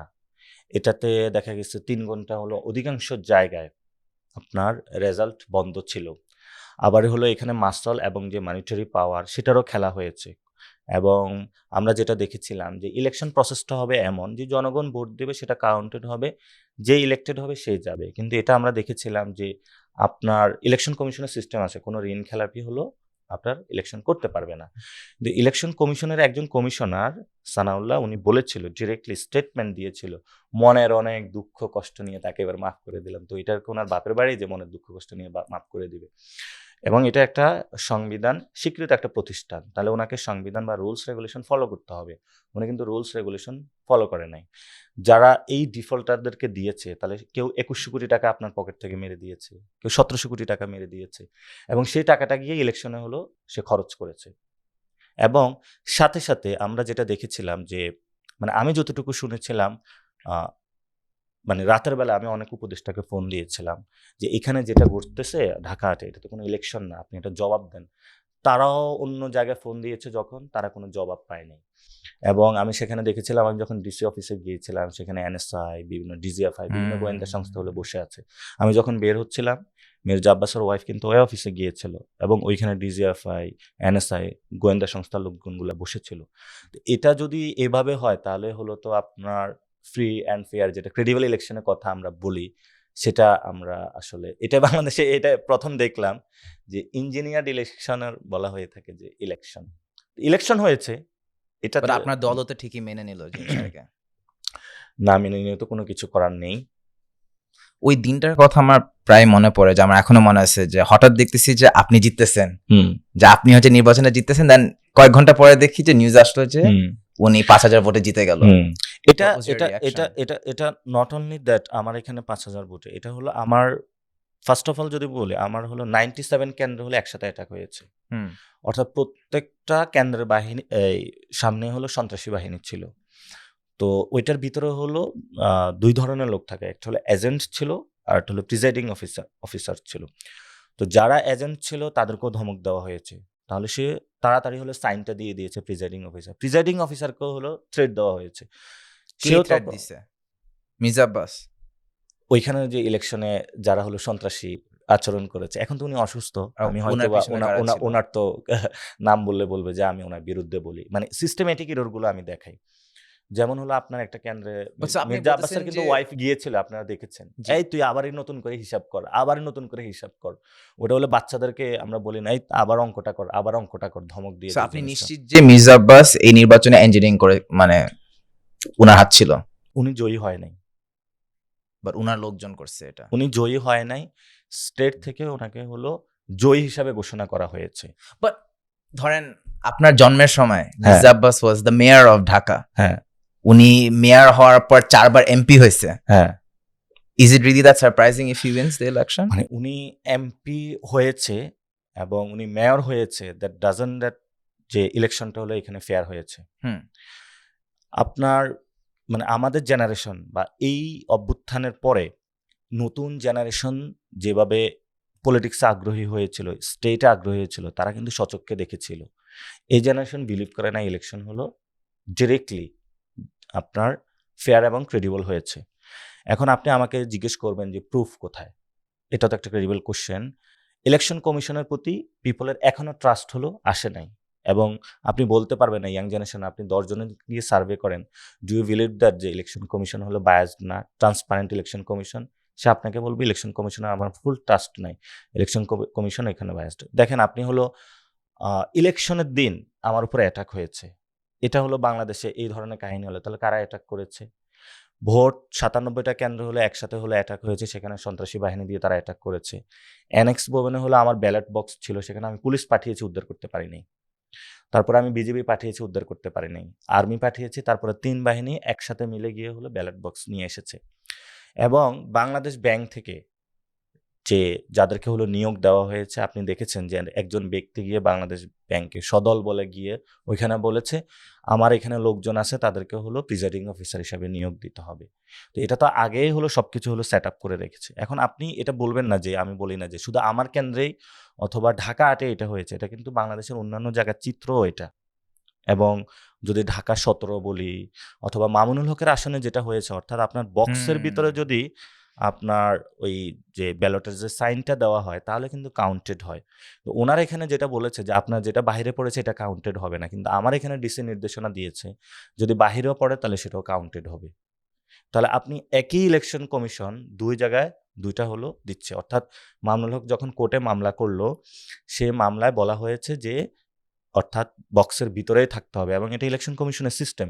কিন্তু ঢাকা 8-এ ডিসি ডিরেক্ট নির্দেশনা দিয়ে যেটা বক্সের বাহিরেও হলো সিল পড়েছে সেটাকে তারা কাউন্ট করেছে। এবং হলো মির্জা আব্বাসের যে হলো আপনার বোনের ছেলে আদিত্য, তার একটা আমরা পাবলিশও করেছিলাম একটা ভয়েস রেকর্ড। সেখানে সে বলেছে তোমরা যেখানে আছো, আমরা প্রশাসনের সাথে কথা বলেছি, যেটা বাহিরে পড়েছে সেটাকেও কাউন্ট করতে হবে। এবং তার ডিরেক্টলি ভয়েসটা কিন্তু আমরা ওই দিন আমি পাবলিশ করেছি। ডিরেক্ট ইন্টারফারেন্স ছিল এখানে, আপনি ডিরেক্ট ইন্টারফিয়ারেন্স ছিল। এখন এটা তো আসলে আমি একটা আসন দিয়ে আপনি বাংলাদেশের ইলেকশন ব্যবস্থা ঠিক করতে পারবো না। পুরো বাংলাদেশের ইলেকশন ব্যবস্থায় হলো এমন হয়েছে। এটা প্রবলেমটা কোথায় হয়? প্রবলেমটা হয় যে আমাদের যে বডিগুলা রয়েছে, যা লাইক দ্যাট ইলেকশন কমিশন, তো এটা কিন্তু ক্ষমতার পরিবর্তন বা ট্রান্সফার অফ পাওয়ার, অর্থাৎ আপনি জনগণ কাকে ভালো রিপ্রেজেন্টেটিভ আসতেছে কিনা এটার জন্য রেসপন্সিবল দিস বডি। তো এই বডিটা ফুল জায়গায় ফাংশনাল না, অথবা সে হলো বায়াসড ফ্রি না, অথবা সে জনগণের পক্ষ হয়ে কাজ করে না। সে হয়তো এস্টাবলিশমেন্টের পক্ষে কাজ করে অথবা একটা দলের পক্ষ হয়ে কাজ করে। নট অনলি দিস ইনস্টিটিউশন, আপনি দুদকে যান, সে জায়গায় একই পরিস্থিতি। আপনি যদি কোনো বড় ইনফ্লুয়েন্সিয়াল কোনো কিছুর হন, আপনি হলো সেখানে হলো অর্থাৎ দুদকের মামলা থেকে অব্যাহতি পারবেন। অর্থাৎ আমরা মুক্তিযুদ্ধের যে কথা বলেছিলাম, সাম্য, মানবিক মর্যাদা, ন্যায় বিচার, আপনার কিন্তু সেখানে ন্যায় বিচার প্রতিষ্ঠা করা হয় নাই, সাম্য প্রতিষ্ঠা করা হয় নাই। আমি এই 2টা বাদ দিলাম। সবকিছু যেটাকে হলো জাস্টিস ডিপার্টমেন্ট বলা হয়, জাস্টিস ডিপার্টমেন্টও সেম কাহিনী। অর্থাৎ যেটা হয়েছিল আওয়ামী লীগের আমলে, যদি আওয়ামী লীগের কোনো লোক কোনো কাজ করতো তাহলে তার 7 খুনও মাফ হয়ে যেত। আর বিএনপির কেউ যদি ছোট একটা করতো অথবা বাসায় ঘুমায়া থাকতো, অথবা জামাতের কোনো লোক অথবা বাংলাদেশের কোনো লোক, তাকে বাসা থেকে উঠিয়ে নিয়ে হলো মামলা দিয়ে দিত। বিএনপি এখন একই কাজটা করতেছে। বিএনপি একই কাজ করতেছে, অর্থাৎ যে সিস্টেমটা সেটা আমরা এই অভ্যুত্থানে পরিবর্তনের স্বপ্ন দেখেছিলাম। অর্থাৎ রাজা রানী যেই আসুক না কেন বাংলাদেশের ক্ষমতায়, সে হলো আইন অনুযায়ী কাজ করবে। অর্থাৎ আমি কিন্তু কোনো ব্যক্তির হাতে ক্ষমতাটা দিচ্ছি না, আমি যখন বাংলাদেশের কনস্টিটিউশনের কাছে আমার ক্ষমতাটা অর্পণ করতেছি, আর সেই কনস্টিটিউশন অনেকগুলো বডি গঠন করে দিচ্ছে, ফলত সবকিছু চলবে কনস্টিটিউশন আকারে। এখন এখানে প্রবলেমটা কি হচ্ছে? কনস্টিটিউশনের উপরে ব্যক্তি উঠে যাচ্ছে। লাইক দ্যাট আপনার একটা স্কুল বা কলেজ বা ইউনিভার্সিটি, সেখানে এটার কিছু প্রিন্সিপাল রয়েছে যে এই ভিত্তিতে হলো এই স্কুলটা পরিচালনা হবে। এখন যদি হেড স্যার বলে যে আমি যা বলিস তাই সেখানে নিয়ম, তাহলে তো এটা কোনো প্রাতিষ্ঠানিক কোনো লেভেলে থাকে না, এটা না হলো ব্যক্তির একটা অটোক্রেসি তৈরি হয়। ফলত বাংলাদেশের যেই ইলেকশনটা হয়েছে এটা হলো আপনার অথরিটেরিয়ান একটা, আমরা ডেমোক্রেসির দিকে যাচ্ছি। এটা ট্রু ডেমোক্রেসি না, ট্রু ডেমোক্রেসি এটাকে বলে না। সো হয়তোবা আমাদের সামনের এই গণতান্ত্রিক ফাইটটা করতে হবে। এবং সবচেয়ে দুঃখের বিষয়, যেই মানুষগুলো গত 17 বছরে গণতন্ত্রের কথার জন্য নিজের সন্তানের মুখ দেখতে পারে নাই, পায়ে হাতে সব জায়গায় গুলি খেয়েছে, সে মানুষগুলাই এখন হলো ওই গণতন্ত্রের ধ্বংস করতেছে। গণতন্ত্রের যে সংজ্ঞা এটা পুরো পরিবর্তন হয়েছে, অর্থাৎ একটা ফ্যামিলি, ডাইনাস্টিক ফ্যামিলি, তাদের দ্বারাই যেটা আসবে সেটাই হলো গণতন্ত্র। বাংলাদেশের পিপলসের যে রাইট সেটাই গণতন্ত্র না, তারা এটাই বাংলাদেশে এস্টাবলিশ করার চেষ্টা চলতেছে। হয়তো এই ফাইটটা আমাদের আরো বেশি করতে হবে। তো ইয়াংরা খুবই এন্টারটেইন ছিল, হ্যাঁ, আমার বয়সে যারা ছিল খুবই একটা মজা পাইছে, খুবই এন্টারটেইনড। আবার বড়রা দেখছে এই ব্যাপারটাকে মানে একটা বেয়াদবি হিসাবে। আমার চাচা মামা যারা আছে বলছে যে এনসিপি ছোট ছোট পোলাপাইনগত মানে একদম ইউজুয়াল একটা বেয়াদবি করতেছে, তাদেরকে আপনি কি বলতে চান? এবং প্রমাণ ছাড়া এগুলো বলা কি জাস্টিফাইড? প্রথমত হলো আমি যখন ক্যাম্পেইন করতে গিয়েছি, আমি যখন গুলিস্তান গিয়েছি, এক দোকানদার আমার সঙ্গে বলতেছে যে ভাই এখানে চাঁদাবাজি হয়। তো আমি বললাম এখানে চাঁদাবাজি কে করে? বললো অমুকের লোক করে। মির্জা আব্বাস। হ্যাঁ, তো প্রথমে তো নামটা বলে নাই। তো পরবর্তীতে আমি তাদের কাছে আরেকবার গেলাম যে এই লোক যে করে তাহলে সেই লোক কই পাঠায়? তো বললো যে অমুকের ছত্রছায়া এটা করে। তো আমাদের দেশে একটা কি হয় যে সবাই বলে যে বাংলাদেশের খারাপ, চুরি হয়েছে, বাংলাদেশে ডাকাতি হয়, টাকা পাচার কে করে, সব জিনিস খারাপ, কিন্তু কে করে ওই ব্যক্তির নামটা উল্লেখ করে না, কারণ করলে ও রোষানলে পড়তে হয়। তো ওইখানে আমি একটা সিস্টেম নিয়েছে যে যে এটা করে আমি তার নামটা বলে দিব, সে আমাকে মারুক ধরুক, আমি এটা হলো কোনো বাট আপনি তো একবার প্রমাণ দেখাতে পারেন না। এখন ওই যেই লোকগুলো সাফারার হচ্ছে, হ্যাঁ। যেমন আমি কিন্তু একটা ওয়েবসাইট খুলেছিলাম জি, চান্দাবাজ.com, ওইটাতে হলো ওইটাতে 12,000 রিপোর্ট পড়েছে। এটা আমার 15 ডেজ আগে হলো আমি এটা দেখেছিলাম, 15 দিন আগে, এবং সেগুলা কিন্তু আমরা হলো অ্যানালাইসিস করতেছি। সেখানে হলো ট্রু ফ্যাক্টগুলো প্রত্যেকটা কেস আলাদা আলাদা করতেছি, আমাদের এটা কাজটা চলমান আছে। এরপরে আমি যখন শাহজাহানপুরে গিয়েছি, এখানে হলো রাস্তায় সকালবেলায় বলতেছে আপনি একদিন সকালবেলা আইসেন, সন্ধ্যাবেলা আইসেন, ওইখানে গিয়েছি পুরা বড় একটা মাছ মার্কেট রাস্তার উপরে।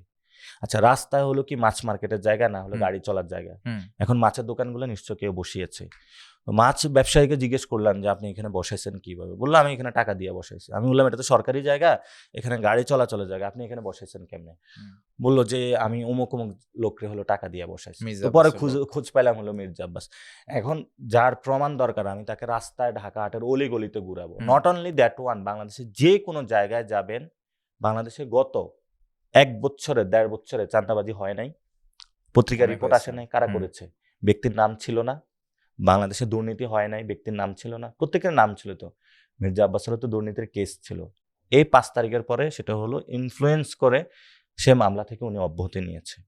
এবং উনি অসুস্থ, আমি কথাগুলো বলতে পারি না, আমি কিন্তু মির্জা আব্বাস এখানে ফ্যাক্ট না, ফ্যাক্টটা হলো সিস্টেমের বেলা। তাহলে সিস্টেমটা কি? এটা হলো আমাদের পলিটিক্যাল কালচারের জায়গাটা পরিবর্তন করতে হবে। এখন আপনি বলেন বাংলাদেশের রাজনৈতিক দলগুলো চলে কিভাবে? যদি ক্ষমতায় না থাকে, ক্ষমতায় তখন সে চাঁদাবাজি করে, চাঁদাবাজি করে হলো দল চালায়, ক্ষমতা থাকলে দুর্নীতি করে। আর এই চাঁদাবাজি দুর্নীতি দুইটাকে প্রটেক্ট করার জন্য একটা সন্ত্রাসী বাহিনী পালে। আবারই সে কি করে, আপনার একটা বাড়ি আছে অথবা কোথাও একটা প্রপার্টি আছে, সেটা দেখেন ওই বিভিন্ন জায়গায় পলিটিক্যাল পার্টি দখল করে রাখে। ফলত এই 4টা সিস্টেমের মধ্যে তারপরে হলো ইকোনমিক সিস্টেমটা সে চালায়, এবং মানুষ এটা দ্বারা হলো সবচেয়ে বেশি সাফারার হয়। আপনি দেখেন নাই যে পুরান ঢাকা পাথর দিয়ে একজনকে মেরে ফেলছে? কি জন্য মেরে ফেলছে? চাঁদাবাজি তো কেস সেখানে। আপনি দেখেছেন যে ওই যে মোহাম্মদপুরে দোকানদাররা সবাই একসাথে দোকান বন্ধ করে মিছিল করতেছে, কেন করতেছে? অর্থাৎ দোকানদারদের সেখানে গিয়ে তারা চাঁদা চেয়েছে, দখল দিতে চেয়েছে। ফলত প্রান্তিক লেভেল থেকে উপর পর্যন্ত একটা ব্যবসায়ী রাতের বেলা ফোন রেখে ঘুমায়, কল আসে, ফান্ডে কিছু পাঠাবেন না। তো এই সিস্টেমটা যদি আপনি বন্ধ করতে পারেন তাহলে কি উপকার হবে? মানে কেন আমি ক্যাম্পেইনে এই জিনিসটা অ্যাড করেছি, একটা ইয়াং জেনারেশন তার 2টা জায়গা হলো, হয়তো জব করবে অথবা ব্যবসা করবে। আপনি জব করতে গেলে যদি ওই ব্যক্তিটা এটা শিকার হয় তাহলে তো সে আপনাকে জব দিতে পারবে না। আর যদি আপনি ব্যবসা করতে যান, আপনি কালকে একটা ব্যবসা লাইসেন্স খুলতে যান, আপনি কয়টা অফিসে দৌড়াইতে হয় তারপরে দেখবেন, কয়টা জায়গায় ঘুষ দিতে হয়, তারপরে আপনার খুঁজতে হবে ওই অফিসার বলবে যে ভাই এখানে কাজ না, আগে হলো পার্টি অফিসে যান। আপনি পার্টি অফিসে যাবেন, তারপরে তাকে ঘুষ দিবেন, তারপরে যাওয়ার পরে দোকান উঠাতে যাবেন, ওইখানে চাঁদাবাজি হবে, দিবেন না, সন্ত্রাসী বাহিনী কোথা থেকে উপস্থিত। System is fucked up, but আপনি মির্জা আব্বাসকে ধরছেন as a enemy of the system. হ্যাঁ, তো এখানে হলো আমি সিস্টেমের বিরুদ্ধে কথা বলেছি, কিন্তু আমার ঢাকা হাটে যিনি ওই সিস্টেমটার এখানে প্রতিনিধি হিসাবে কাজ করে সেটা মির্জা আব্বাস করে। আপনি কি তাকে সম্মান করেন অ্যাজ এ পলিটিশিয়ান? আমি পলিটিশিয়ান হিসেবে সম্মান করি, কারণ যারা পলিটিক্সে আসে তাদের অনেক স্ট্রাগল করতে হয়, কষ্ট করতে হলো, ওনার লাইফে অনেক কষ্ট আছে। এখন উনি যখন জন্মগ্রহণ করে অথবা যখন প্রথম পলিটিক্স করতে আসে, তখন তো উনি এমন একটা জায়গা ছিল না, ওনাকে তো এই সিস্টেম হলো নষ্ট করে দিয়েছে। এখন আমাদের সামনে দুইটা অপশন, আমরা ওই সিস্টেমে হয়ে এমন অনেক ব্যক্তিবর্গের মতন হয়ে উঠি, অথবা আমরা এটাকে না মানি, কম্প্রোমাইজ না করি। তো আমাদের জায়গা থেকে আমরা কমিটমেন্ট দিয়েছি, আমরা জনগণের পক্ষে থাকবো, জনগণের পক্ষে দাঁড়াবো, আমরা এই সিস্টেমের মধ্যে যাব না। এটা আমাদের অনেক কষ্ট হবে, কিন্তু আমরা এই সিস্টেমের মধ্যে যাব না। তো আপনি বিশ্বাস করেন যে মির্জা আব্বাস সাহেব যিনি আছেন সে ইঞ্জিনিয়ারিং ছাড়া আপনার বিরুদ্ধে বা আপনার এগেন্সটে জিততে পারতো না? না না না, কারণ কি, বাট ধরেন you look up to Khaleda Zia lot, hmm. Right? উনারা তো একজন ট্রাস্টেড অ্যাডভাইজার বা কম্প্যাট্রিয়েট ছিল এই একই মানুষটা। হ্যাঁ, এখন সো এখানে নট অনলি উনি ছিল, আরো অনেকেই ছিল রাইট, যারা এই ধরনের সিস্টেমের সাথে, ধরেন বিএনপি স্থায়ী কমিটির সদস্য আরেকজন হলো সালাউদ্দিন, রাইট। ঠিক আছে, ওনার ছত্র ছায়ায় কিন্তু অ্যাসালাম চলতেছে। এবং উনি যখন এয়ারপোর্টে বাংলাদেশে নেমেছে, উনি কিন্তু অ্যাসালামের গাড়ি দিয়ে চলেছে। পুরো বাংলাদেশ হলো অ্যাসালাম গ্রুপের বিরুদ্ধে, আর উনি হলো অ্যাসালাম গ্রুপের পক্ষে, যারা বাংলাদেশের সব টাকা হলে বিদেশে পাচার করে দিয়েছে, বাংলাদেশের ব্যাংকগুলো দখল করেছে। অ্যাসালাম নিয়ে আমরা একটা কথা বলি, কারণ অনেকে জানে আবার অনেকে জানে না। আমরা শুনি অনেকে কথা বলতে ভয় পায়, কোনো টিভিতে কখনো অ্যাসালাম নিয়ে প্রশ্ন শুনবেন না। So, আমি আপনাকে প্রথমবার মতো আস্ক করতে চাই যে আমরা শুনি পুরো বাংলাদেশটাই আসলে অ্যাসালামের হাতে চলে। অ্যাসালাম গ্রুপটা আসলে কারা এবং তারা কি করে একটু বুঝাই বলতে পারবেন? বাংলাদেশের অনেকগুলো নেসেসিটি প্রোডাক্ট আছে, লাইক দ্যাট আপনার তেল, তারপরে হলো ডাল, পেঁয়াজ, এগুলো মানুষের আমাদের প্রতিদিন খাবারের প্রয়োজন হয়, 3 বেলাতে প্রয়োজন হয়। এখন এটা তো আমরা আমাদের দেশের যতটুকু হলো প্রোডাকশন আছে এটা দিয়ে আমরা কভার আপ করতে পারি না, এটা আমাদের বিদেশ থেকেও নিয়ে আসতে হয়। বিদেশ থেকে যখন বাংলাদেশে জিনিসটা ঢুকে, সে জায়গায় হলো দালালির কাজটা নিয়েছে হলো অ্যাসালাম। সে যখন এই দালালির কাজটা নিয়েছে, সেটা হলো এই লাইসেন্সটা হলো কোনো লিজিট ওয়েতে নেয় নাই, সে কোনো একটা বড় পলিটিক্যাল পার্সনের শেল্টারে নিয়েছে। এখন হলো ওই পলিটিক্যাল পার্সন এবং এই দালাল দুজনের হলো টাকা দরকার। টাকা নেওয়ার জন্য সে কি করছে, একটা ব্যাংকে গিয়েছে, উপস্থিত হয়েছে। ওই পলিটিক্যাল পার্সন ওই ব্যাংকে হলো থ্রেট দিয়েছে যে ওরে টাকা দে, ও ব্যবসা করতে চায়। মানে ওর কাছে তো সো কল্ড ব্যবসায়ী, কিন্তু সে একটা দালাল অথবা। এখন উনি ওইখানে যদি যে বাংলাদেশে প্রোডাক্ট ঢুকবে এবং মানুষের কাছে বিক্রি করবে সাপ্লাই চেইনে, এটা কোনো আমাদের কোনো প্রবলেম না, এটা যে কেউ করতে পারে। তবে ব্যাংকে যখন উনি যাবে, ব্যাংকও তাকে লোন দিলে কোনো প্রবলেম না। পরের ধাপ থেকে প্রবলেমটা শুরু হয়। ব্যাংক যখন তাকে টাকা দেয়, এই টাকাটা আবার তাকে ব্যাংকে ফেরত দিতে হবে, কারণ ব্যাংকে যে টাকাটা আছে সেটা হলো আমার আপনার টাকা। জি, আমার আপনার টাকা অনেক কষ্ট করে, অর্থাৎ কেউ 50 বছর জব করে তার পেনশনের টাকাটা ওইখানে রাখে, সে একটা প্রফিট পাবে বা কোনো কিছু, বা প্রতিনিয়ত আমরা সেখানে আমাদের সেভিংস অ্যাকাউন্ট, এবং সে এটাকে একটা ব্যবসায়ীকে দিয়ে থাকে। ফলত অ্যাসালাম যদি ব্যবসায়ী হতো তাহলে কোনো প্রবলেম ছিল না। সে কি করে, ব্যাংক থেকে টাকা নিয়ে টাকা দেয় না। এবং এবং সে এমন তার দিব্যি হলো, অনেক বিজনেস গ্রুপ আছে। So what's so different about asylum যে আপনি বানাননি বা সবাই বলে যে পুরো বাংলাদেশ তার না আমি একটু শেষে একটা ব্যবসায়ীর জায়গা থেকে ব্যাংকে গিয়ে এই পরিস্থিতি যখন ব্যাংকে ফেরত দেয় না, তখন ব্যাংক হলো জনগণের টাকা ফেরত দিতে পারে না, এবং তখনই হলো এখানে সমস্যাটা সৃষ্টি হয়। সেকেন্ড ওয়ান হলো যেটা, সেটা হলো পলিটিক্যাল ইনফ্লুয়েন্সের ক্ষেত্রে কেউ যদি লেজিট ওয়েতে এখানে পণ্য আনানামা করতে চায়, যে হলো সুন্দরভাবে ব্যবসাটা করবে, সে তাকেও করতে দেয় না। অর্থাৎ মনোপলি বিজনেস যাকে বলে, পুরো ইন্ডাস্ট্রিটা সে দখল করে নেয়। অর্থাৎ আপনি বন্দরে পেঁয়াজ এসেছে, যে এই পেঁয়াজটা হলো 20 টাকা বিক্রি হবে, সে কি করে, পেঁয়াজটা আটকায় রাখে। পলিটিশিয়ান দেওয়া স্টেটমেন্ট দেওয়া, বাংলাদেশে খুব সংকট রয়েছে, মজুদ আছে কিন্তু পেট্রোল পাম্পে গেলে আপনি তেল পাবেন না, তেলটা ওই জায়গায় পড়ে আছে আর ফলত কি করে, যখন মানুষের এই যে ডিমান্ড, আরো মানুষের ঘরে পণ্য থাকে না, মার্কেটে পণ্য থাকে না, তখন এটা প্রাইসটা সে বাড়ায় দেয়। এই প্রাইসটা বাড়ায় দিয়ে পরবর্তীতে সে হলো আরো বৃহৎ দামে হলো বিক্রি করে, এবং সে পুরো সিন্ডিকেটটা এভাবে গঠন করে নিয়েছে যে এখানে সরকারেরও অনেক সময় কিছু করা থাকে না, অর্থাৎ সে সরকারের উপরে উঠা যায়। এই ধরনের সিদ্ধান্তগুলো অ্যাসালামের নির্দেশে হয়। অ্যাসালামের নির্দেশে হয়, এবং সে ওই যে ব্যাংক থেকে টাকা নিয়েছে, একটা পর্যায়ে ব্যাংকের যে যারা ওনার, তাদের সাথে প্রবলেম হচ্ছিল, সে শুধু টাকা নিয়ে যাচ্ছে আর ব্যাগ দেওয়ার কার কোনো চিন্তা ভাবনাই। সে পরবর্তীতে একটা পর্যায়ে হলো বিভিন্ন সিস্টেম করে পলিটিশিয়ান স্টেট দিয়ে ওই ব্যাংকের হলো ওনার বনে যায়, এবং ব্যাংকগুলো হলো তার করে নিয়েছে, এবং শুধু 1-2টা ব্যাংক না, 6-7-8টা ব্যাংক হলো সে করে নিয়েছে। সবচেয়ে বড় বিষয়টা হলো, মানুষের এই টাকাটা এইভাবে হলো মানুষকে কষ্ট দিয়ে যে টাকাটা সে এখান থেকে হাতিয়ে নিয়েছে, এটা আবার পাঠিয়ে দেওয়া হলো সিঙ্গাপুরে। ওইখানে হলো সে জমি জামা বিল্ডিং টিল্ডিং লাক্সারি লাইফ সে হলো লিড করে। সে যদি আবার এখানে এটা ইনভেস্ট করতো তাহলে কিন্তু প্রবলেম ছিল না, যেটাতে আমাদের ইকোনমিক পলিসিতে আমরা বলে থাকি আপনি বাংলাদেশে ব্যবসা করবেন এবং বাংলাদেশে সেটা রুলস রেগুলেশনের মধ্যে করতে হবে। এবং আপনি যখন ব্যবসায়ী হবেন আপনি যেমন প্রফিট করবেন সাথে সাথে মানুষের সাথে সেবাও দিতে হবে মানুষকে। অর্থাৎ আপনার 2 টাকার প্রোডাক্ট আপনি 1 টাকা লাভ করেন 3 টাকা বিক্রি করেন, কিন্তু বাংলাদেশে এমন হয়ে গিয়েছে এই দালাল যারা আছে তারা হলো 2 টাকার আপনার পকেট কেটে 10 টাকা পর্যন্ত নিয়ে যাচ্ছে। রমজান সেখানে সবচেয়ে মানে মানুষের একটা পিওর রিটার্নের মধ্যে দিয়ে মানুষ যায়, সেই সময় হলো বাংলাদেশে হলো পণ্যের দামটা বেড়ে যায়।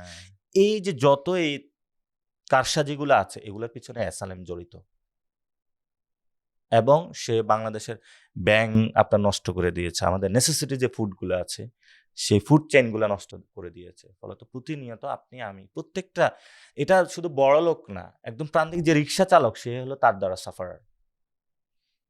হাসিনার সাথে অনেক ধরনের বিজনেস গ্রুপকে বাতিল করে দেওয়া হয় বা তাদেরকে আস্তে আস্তে এক্সটিংগুইশ করে দেওয়া হয়, এসএলএমকে কেন থামানো যায় না আজ পর্যন্ত? কারণ এসএলএম হাসিনার পকেটে টাকা দেয়, পলিটিশিয়ানদের পকেটে টাকা দেয়, এখনো দিচ্ছে। এই যে সালাউদ্দিন সাহেবকে এসএলএম টাকা দিচ্ছে, ওনার পুরো ব্যাগ সালাউদ্দিন থেকে নিচ্ছে উনি, এবং বিএনপি থেকেও এখন নিচ্ছে। মানে আপনি চিন্তা করেন লাইক দ্যাট বসুন্ধরা গ্রুপ, ঠিক আছে? এখন আপনি এটা আচ্ছা, জাস্ট জানার জন্য, if Bashundhara group is here, where would SLM group be in terms of power বা অথরিটি? মানে দুইটারই দুই ধরনের পাওয়ার আছে। What's more powerful, Bashundhara group আর SLM group? Just want to know, curious. এখন যদি এক্সিস্টিং সিস্টেমে চিন্তা করেন তাহলে Bashundhara, because SLM group media সেক্টরে ওইভাবে আসতে পারে নাই, বসুন্ধরা গ্রুপ মিডিয়া সেক্টরে গিয়েছে। আবার ওই যে আমাদের নেসেসিটি যে ফুডগুলা, ওই ফুড চেইনও কিন্তু বসুন্ধরা ঢুকেছে। সো এদের সাথে ডিল করতে হবে, এটা আসলে কিভাবে, like what do you do with them? তাহলে এগুলো হলো রুলস রেগুলেশনের মধ্যে নিয়ে আসতে হবে। আমি দেখেন বসুন্ধরা গ্রুপের প্রবলেমটা কোন জায়গায়। আপনি রিয়েল এস্টেট ব্যবসায়ী, এটা তো নো প্রবলেম, আপনি একটা জায়গা আছে, সেই জায়গাটা হলো আপনি প্রফিট করে বিক্রি করতেছেন, এটা business policy, no problem. The problem is here that কিন্তু এই জায়গাটা সে যদি জোর করে মানুষ থেকে নিয়ে যায়, আপনার একটা অ্যাসেট আছে, আপনি বললেন আমি এটা বিক্রি করব না, সে আপনার থেকে এটা জোর করে নেবে এবং জায়গাটা নেওয়ার পরে আপনি টাকা দিয়েছেন, সারা জীবনের সম্পত্তিটা সবকিছু করে যে ঠিক আছে আমি একটা ফ্ল্যাট কিনেছি, সেই ফ্ল্যাটটা হলো আপনার ডিউ টাইমে পায় না, আবার ডিউ টাইমে পেয়েছেন রেজিস্ট্রেশন আপনি পান না। বসুন্ধরা যে গ্রুপটা ইজ লাইক দ্যাট বাংলাদেশ স্টেটের ভিতরে আরেকটা state. They have politician, they have media, they have security forces, everything they have. So ওইটা যদি লেজিটও এত হতো তাহলে তো কোনো সমস্যা ছিল না। ইলিজিটিভ হয় তো, অর্থাৎ রুলস রেগুলেশন যেখানে থাকে না। এখন দেখেন আপনার যদি বলেন যে বসুন্ধরা গ্রুপের তলে দোষ কি, এটা তো বাংলাদেশের সমস্যা। আমরা সেই জায়গাটাই কোশ্চেন করেছিলাম, বাংলাদেশে হলো রিফর্ম হওয়া উচিত, তাহলে আমার বসুন্ধরার বিরুদ্ধে কথা বলা লাগবে না, এই ধরনের সিস্টেমে আর যাওয়া লাগবে না। অর্থাৎ যে জমির মালিকানা যার আছে তার যদি মন চায় সে বিক্রি করবে অথবা বিক্রি করবে না। যদি যেই ব্যবসায়ীটা হলো ব্যাংক থেকে লোন নিয়েছে সেই ডিউ টাইমে ফেরত দিতে হবে, এবং যারা ঋণ খেলাপি হয় তারা ইলেকশন করতে পারবে না। এই সিস্টেমটা যেটাকে আমরা বলা হয়েছিল সংস্কার, এই সংস্কারের বাস্তবায়নের বিরোধী। কারণ যারা পার্লামেন্টে গিয়েছে তারা তো ওই গ্রুপগুলোর হাত ধরে হয়েছে। এটা যদি হয় তাহলে বলছে মামা তোমার এতদিন আমি টাকা দিছি, তুমি আমার টাকা ফেরত দিবা না। সেটা এটা হলো বাস্তবতা। সো ওরা যে বিজনেসটা করছে, that's not the problem. The problem is যে তারা যেভাবে অ্যাপ্রোচ করছে, ইটস ইলেজিটিমেট। ইয়েস। আর যে টাকাটা কামায় এটা তারা বিদেশে পাঠিয়ে দিতেছে, পাঠিয়ে দিচ্ছে, অর্থাৎ বাংলাদেশের টাকাটা, জনগণের টাকাটা বিদেশে চলে যাচ্ছে। এটা তো এখানেও আবারই প্রবলেম। আপনারা যে পাঠিয়ে দিতে পারতেছে, এটা যদি রুলস রেগুলেশনটা স্ট্রিক্ট হয়, এখানে পলিটিশিয়ানদের হলো ভূমিকা, তাদেরকে স্কোপ দিয়ে দিচ্ছে, অর্থাৎ বিদেশে পাঠানোর জন্য তারাও রাখে ওরাও রাখে, দুজনে মিলেমিশে হলো একই জায়গায় রাখে আর কি। প্রবলেম এখানে। এই জন্য পুরো বাংলাদেশের আসলে রিফরমেশন প্রয়োজন। এটা যদি না হয় দেখবেন কয়েকদিন পরে বাংলাদেশের খুবই বাজে অবস্থা হবে, খুবই বাজে অবস্থা। এবং আপনার এই যে তেলের এটাতে যেটা ধরা পড়লো, প্রত্যেক দিন স্টেটমেন্টে তেল আছে কিন্তু আপনি পাম্পে যারে তেল পাইবেন না, তাহলে তেলটা কই গেল? হাওয়ার উপরে চলে গেছে।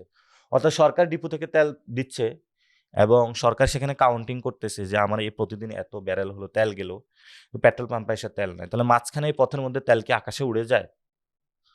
এবং আরো সারপ্রাইজিং বিষয় হলো, আপনি যদি ছোট ছোট দোকানে যান, 200 টাকা তেল 300 টাকা আপনি পাবেন বোতল বোতল করে, ওইখানে হলো তেলটা চলে যায়। অর্থাৎ পেট্রোল পাম্পে, তাহলে পেট্রোল পাম্পের কি দরকার বোতলে করে বিক্রি করুক, তাহলে পেট্রোল পাম্পগুলো নিজেদের ঘোষণা করা যে আমরা হলো পেট্রোল পাম্পে তেল বিক্রি করি না, আমরা বোতলে বিক্রি করি। কিন্তু এই বোতল সিস্টেমটাও যারা অ্যাপ্রুভ করতেছে, গভর্নমেন্ট এটা জানে, এটা একটা সিন্ডিকেট চালায় কিন্তু। ইন্টারেস্টিং। আপনি যেহেতু সালাউদ্দিন সাহেবের জিনিস টানলেন, আই ওয়ান্ট টু আস্ক যে হাসাদ আব্দুল্লাহ কয়েকদিন আগে সালাউদ্দিন সাহেবকে বলল উনি হচ্ছে বাংলাদেশের আসল প্রধানমন্ত্রী আর তারেক রহমান হচ্ছে শুধু একজন নমিনাল প্রধানমন্ত্রী। আপনারা কি একই বিশ্বাস? দেখেন, এখানে হলো আমার স্পেসিফিক জায়গাটা হলো দলের ভিতরে ওনাদের কি স্ট্র্যাটেজি, এটা তাদের ইন্টারনাল বিষয়, কে কথা বলবে কে কথা বলবে না। কিন্তু যিনি প্রাইম মিনিস্টার সিটে বসে, ওনাকে পাবলিক দেখতে চায়, তার কাছে শুনতে চায় যে যিনি প্রধানমন্ত্রী উনি আমাদের কেমন নেতা, লাইক দ্যাট। শুনি তো নেতা। এখন নেতা হলো বাংলাদেশের মানুষ বলে ভাই আমার হলো অনেক কষ্টে আছি, নেতা বলে চুপ করে থাকে, আমি কিছু বলবো না। নেতার তো কথা শুনতে চায় মানুষ। তো আমাদের এখন যদি উনি কথা না বলে তাহলে আমরা অ্যাকাউন্টেবিলিটিটা কিভাবে পাবো? বাট জিয়া ফ্যামিলি তো ঐতিহাসিকভাবে একটু চুপচাপ, একটু ধীরস্থির। সো ওয়াই আর পিপল সারপ্রাইজড? তো তাহলে তো হলো ওই রাতের বেলা যে ব্যবসায়ীগুলা ফোন পায় বিভিন্ন জায়গায় চিল্লাফাল্লা শুনে, সেখানেও তো চুপ থাকা দরকার ছিল। ঠিক আছে, চুপ থাকতে পারে, একটা মানুষের ক্যারেক্টার হতে পারে, নো প্রবলেম। কিন্তু আমরা যে প্রমিসগুলা দিয়েছে সেগুলোর হলো রেজাল্ট পাচ্ছি না আমরা। সো উনি অ্যাকাউন্টেবিলিটির সামনে আসছে। অ্যাকাউন্টেবিলিটি নাই, ট্রান্সপারেন্সি নাই এবং not result oriented. But Salahuddin সাহেবের থেকে যে অ্যাডভাইস বা গবেষণা নেয়, that's not a problem. Because যেমন একটা সিইও, সো ধরেন সেই টিআরএস সিইও, নো প্রবলেম কিন্তু তার ঠিক আছে উনি নিচ্ছে, কিন্তু হলো এটা রেজাল্ট নাই, তো ট্রান্সপারেন্ট না। এটা কিভাবে হচ্ছে সেটা বলেন। অর্থাৎ বাংলাদেশের যে প্রবলেমগুলো হচ্ছে এগুলো নিয়ে সংসদে আলোচনা হয়। একজন পার্লামেন্টের মেম্বার দাঁড়ায় যে আমার এলাকায় ব্রিজ নাই, উনি বলে আমার এলাকায় হলো রাস্তা লাগবে। আচ্ছা, পার্লামেন্টেরিয়ানের কাজ কি? মেম্বার অফ পার্লামেন্টের আইন তৈরি করা, এটা তো আইনসভা। তাহলে আপনার বাংলাদেশে যে ধর্ষণের তো মৃত্যুদণ্ডের সাজা হওয়া উচিত। তাহলে লাস্ট এই যে 1 ইয়ার বলি 2 ইয়ার বলি, বাংলাদেশে অনেক মানুষ গুম হয়েছে। তাহলে গুমের জন্য একটা আইন আসবে, সেটা নিয়ে তারা কোনো কথা বলতেছে না পার্লামেন্টে, যেগুলো নিয়ে আমরা সাফারার হয়েছি গত 17 বছরে। সালাউদ্দিন সাহেব তো গুম ছিল, তাহলে উনি যে কারণে গুম হয়েছে গুমের আইনটা নিয়ে উনি পার্লামেন্টে হলো টপিকটা কথা বলবে না? বিএনপি তো গুমের শিকার হয়েছিল। কেন বলতেছে না কি মনে হয়? কারণ বাংলাদেশে যারা পার্লামেন্টে গিয়েছে এখানে পার্লামেন্টেরিয়ান কম, তারা আইন বুঝে না। তারা বুঝে হলো লোকাল গভর্নমেন্টের কাজ বুঝে, যে আমার এলাকায় রাস্তা লাগবে, এবং সবাই কান্নাকাটি শুরু করে। ভাই আপনি পার্লামেন্টে হলো রাস্তা লাগবে, ব্রিজ লাগবে, এটা তো আপনার কাজ না, এটা লোকাল গভর্নমেন্টের কাজ। এটা হলো অটোমেটিক হলো মন্ত্রী হলো ওই জায়গায় ডিস্ট্রিবিউটেড কাজটা হবে। এখন হলো যেই সবচেয়ে প্রভাবশালী সে হলো গভর্নমেন্টের হলো দপ্তর থেকে খাজনা থেকে হাতে যা ইচ্ছা তা নিয়ে যায়। তাহলে এটা তো হলো ধরেন একটা এমপি, সে জনগণের ক্ষমতার মধ্য দিয়ে হয়েছে, তার ওই ধরনের প্রাইম মিনিস্টারের সাথে সুযোগ সুবিধা তার বিশেষ প্রতিদিন কথাবার্তা হয় না। তাহলে তার এলাকার যে জনগণ রয়েছে সে তো বঞ্চিত হওয়ার সুযোগ নাই। স্টেট এখানে হলো বলা হয়েছে আমি সাম্যের ভিত্তিতে স্টেট করব। অটোমেটিক যদি যখন ডিস্ট্রিবিউটেড হবে তখন 300 আসনে ডিস্ট্রিবিউশন হবে। এবং পার্লামেন্টে ধরেন ধর্ষণ নিয়ে এতগুলা যে ধর্ষণ হলো, পার্লামেন্টে ধর্ষণের আইন নিয়ে এটা কতটুকু কি করবে সেটা নিয়ে তারা কথা বললো না। এবং বাংলাদেশে যে বিচার বিভাগ যে কলাপস করেছিল সেটা নিয়ে তারা কোনো কথা বললো না। আমাদের বর্তমানে আমরা ফরেন পলিসি নিয়ে হলো খুবই ঝামেলায় আছি। আমাদের foreign policy, independent foreign policy কি হবে সেটা নিয়ে তারা কথা বললো না। এবং বাংলাদেশে প্রচুর আইন যেগুলো প্রবলেমে আমরা পড়ে আছি সেগুলো নিয়ে পার্লামেন্টের মেম্বার কোনো কথাই বলে না। পার্লামেন্টে খুব ভালো একটা পয়েন্ট ধরছেন অ্যাকচুয়ালি। পার্লামেন্টের মেম্বারের কাজটাই তারা করতেছে না। অর্থাৎ আপনার কাজ পড়াশোনা, আপনি সেখানে হলো হাডুডু খেলতেছেন। তো এটা তো জনগণের ট্যাক্সের টাকা পার্লামেন্ট চলতেছে। তাহলে পার্লামেন্টে আপনি যাওয়ার কি? আপনি হলো মেম্বারিতে চলে যান, উপজেলা চেয়ারম্যানে চলে যান, আপনার তো পার্লামেন্টে যাওয়ার দরকার নেই। আমাদের দেশের প্রধানমন্ত্রী চেয়েছিল 180 দিন সময়। আপনার কি মনে হয় না যে উনাকে একটা বেনিফিট অফ দ্য ডাউট দেওয়া উচিত? 180 দিনে কি করছে উনি? বাংলাদেশের পার্লামেন্টে এমন কোন আইন তৈরি বাট করছে? উনি তো সময় চাইছে যে 180 দিন পর তার সমালোচনা করেন। 180 দিন পরে অবশ্যই তার সমালোচনা করবো। কারেন্টলি যেটা আমি দেখতেছি, আমার সামনে হলো আমার ভাইকে হলো ফেসবুকে স্ট্যাটাস দেওয়ার জন্য হলো তুলে নিয়ে যাচ্ছে। তো আমি কি এখন চুপ থাকবো? আমি হলো পেট্রোল পাম্পে যে আমার গাড়ির জন্য তেল পাইতেছি না। বাট এটা তো একটা গ্লোবাল ক্রাইসিসের কারণে, নো? গ্লোবাল ক্রাইসিসের কারণে সরকার তো, তাহলে সরকার বলুক যে আমার কাছে তেল নাই। উল্টা বলতেছে আমার কাছে তেল আছে, তাহলে আমি কেন তেল পাচ্ছি না? সরকার, আমার কথা হলো যে সরকার প্রবলেম থাকতেই পারে, আমরা তো সেটা অ্যাকসেপ্ট করতে প্রস্তুত আছি, কিন্তু আপনি মিথ্যা কথা বলছেন কেন? এবং সরকার বলতেছে যে দ্রব্যমূল্য সবকিছু স্থিতিশীল অবস্থায় আছে। না, আমি মার্কেটে গিয়ে দেখি হলো সবকিছুর দাম বেড়ে গিয়েছে। সরকার বলতেছে হলো যে আমি দেশের হলো স্বাস্থ্য পরিবর্তন করতে আসতেছে। আমি গিয়ে দেখি হলো আমি ওয়াশরুমের গন্ধ হলো ঢাকা মেডিকেলে যাইতে পারি না। সরকার যেটা বলে এটার সাথে তো আমি মাঠে গিয়ে ম্যাচ করতে পারি না। তাহলে সরকার বলুক যে আমি প্রবলেমে আছি, এই জিনিসগুলো ঠিক নাই, আমি ঠিক করবো, আমাকে একটু সময় দেন। ওয়েল, আপনি সময় নেন। বাট আমরা সমালোচনা করলে সমস্যা কি? এটা সমালোচনা। আমি যখন তাকে ভোট দিয়েছি, হ্যাঁ, এটা হলো অ্যাকাউন্টেবিলিটি। 100% রাইট। আমি তাকে ক্রিটিকের মধ্যে রাখি। সে যে প্রমিস করে, সে তো আমাকে একটা প্রতিশ্রুতি দিয়েছিল যে আমি এই কাজটা করব। এখন সে যদি তাকে দেখি যে প্রতিশ্রুতির জায়গায় নেই, অথবা আমি তো স্টেটে, আমি তো খেয়ে পড়ে বাঁচতে হবে, তাহলে আমার অধিকারটা বুঝে নিতে হবে এবং সেটা দিতে হবে। তাহলে সে যখন দিচ্ছে না, তখন আমি তাকে জায়গায় ধরতে হবে না? সে তো এটা পার্সোনালি নিতে পারবে না, তার এটা দায়িত্বের জায়গা। সে যদি মনে করে না এটা পাওয়ার এক্সারসাইজের জায়গা, তাহলে তো ভুল। আরেকটা ইস্যু নিয়ে আসবো এখন। আপনার সংসদে একজন বলল যে বিসিবি হচ্ছে একটা বাপের দোয়া ক্রিকেট বোর্ড হয়ে গেল, নতুন একটা বোর্ড শুরু হয়েছে। সো এটা নিয়ে আপনার কি বলার আছে? এই বিসিবিতে যেটা হয়েছে মেরিটোক্রেসি অনুযায়ী হয় নাই, এবং সেটাতে মানে আমাদের এটার একটু ব্যাকগ্রাউন্ডে যায়, হয়তো আজকে একটু বিস্তারিত হয়ে যাচ্ছে। মানে যারা হলো পলিটিশিয়ান, তাদের ছেলেকেও, এটা ডাইনাস্টিক পলিটিক্স, Right. এটা হলো তারা তাদের ছেলে সন্তান বউ বাচ্চা সবাইকে পলিটিক্সে হলো নিয়ে আসতে চায়। তো আনার জন্য হলো দুইটা ইন্ডাস্ট্রি তারা হলো মানে টার্গেট করে। একটা হলো মিডিয়া ইন্ডাস্ট্রি, অর্থাৎ এফডিসি থেকে শুরু করে এই ইন্ডাস্ট্রিগুলো ওই পাড়া। আর আরেকটা ইন্ডাস্ট্রি হলো খেলাধুলাতে সবাই সবাই যদি interest দেখতেছে হয়। ওই স্ক্রিন দেখেন টাইমটা জায়মা রহমান আয়েশা প্রথমে হলো ক্রিকেট নিয়ে মাঠে গেল, তারপরে হলো সালাউদ্দিন সাহেবের ছেলে গেল, খসরু সাহেবের ছেলে গেল। তাহলে এটা একটা কোইন্সিডেন্স না? তাদের সব পলিটিশিয়ানের একসাথেই খেলায় ইন্টারেস্টেড, তারা সবাই একসাথে খেলাধুলা বুঝে। মানে হুট করে হলো, হয় না তো এটা। হ্যাঁ, সেটা মেরিটের উপর হচ্ছে না। এটা মেরিটোক্রেসি হচ্ছে না। ধরেন মানে কোনো ব্যক্তির ছেলে তার চেয়ে বেশি যোগ্য হতে পারে। যেমন সালাউদ্দিন সাহেবের যিনি আছেন সন্তান, উনি কিন্তু একটা ইউনিভার্সিটির লেকচারার। জি, ঠিক আছে? AUB, yeah. হ্যাঁ। এরপরে হলো খসরু ভাইয়ের ছেলে, উনি একজন হলো ব্যবসায়ী, গার্মেন্টের ব্যবসা অথবা তার দেখে। আরো কার ছেলে না, জেলা মির্জা আব্বাসের ছেলে, মির্জা উনি আব্বাস। হলো একজন ব্যাংকের ডেরে। হুট করে তারা কিভাবে হলো খেলার উস্তাদ হয়ে গেল? মানে এটা So- কোইন্সিডেন্ট না? তো এই কোশ্চেন গুলো তো আমাদের সামনে আসে। আপনি মেরিটোক্রেসিতে যান, সালাউদ্দিন সাহেব ছেলে প্রধানমন্ত্রী হইতে পারে, নো প্রবলেম। খসরু সাহেবের ছেলে প্রধানমন্ত্রী হইতে পারে, নো প্রবলেম। কিন্তু আপনি আপনার ছেলেকে হলো ইয়াং জেনারেশনের সামনে পরিচিত করানোর জন্য, ইন্ডাস্ট্রিতে পরিচিত করার জন্য আপনি খেলাধুলাকে বেছে নিচ্ছেন এবং সেটার মধ্য দিয়ে পরিচিত। আপনি রাজপথে যান না।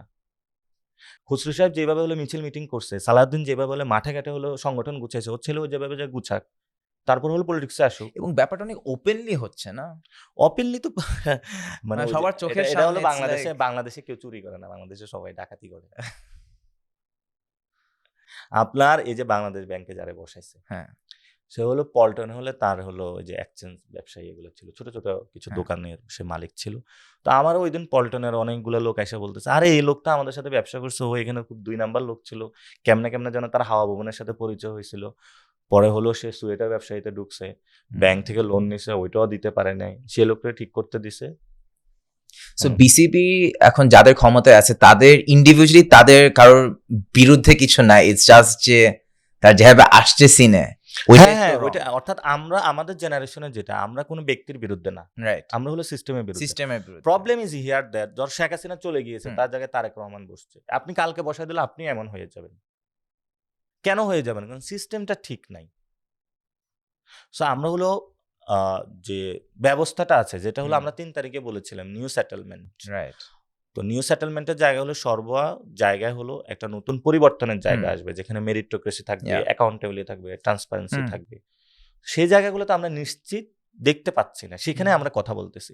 আর যারা এই জিনিসগুলো ব্রেক থ্রু করতেছে, তাহলে আপনি না করেন ভাই, আপনি না করে আপনি ভিতরে করেন, আপনার চেহারাটা না দেখি, তাহলে তো আপনার ব্যক্তির নামটা আমাদের উচ্চারণ করতে আল্লাহ মানে প্রয়োজন হয় না আমাদের। আমি কিন্তু আসলে সারপ্রাইজড হব না যদি এবারে বিসিবি বোর্ড একটা ভালো একটা পারফরমেন্স দেখাইতে পারে, কারণ এদের প্রত্যেকেরই একটা স্ট্রং প্রোফাইল আছে।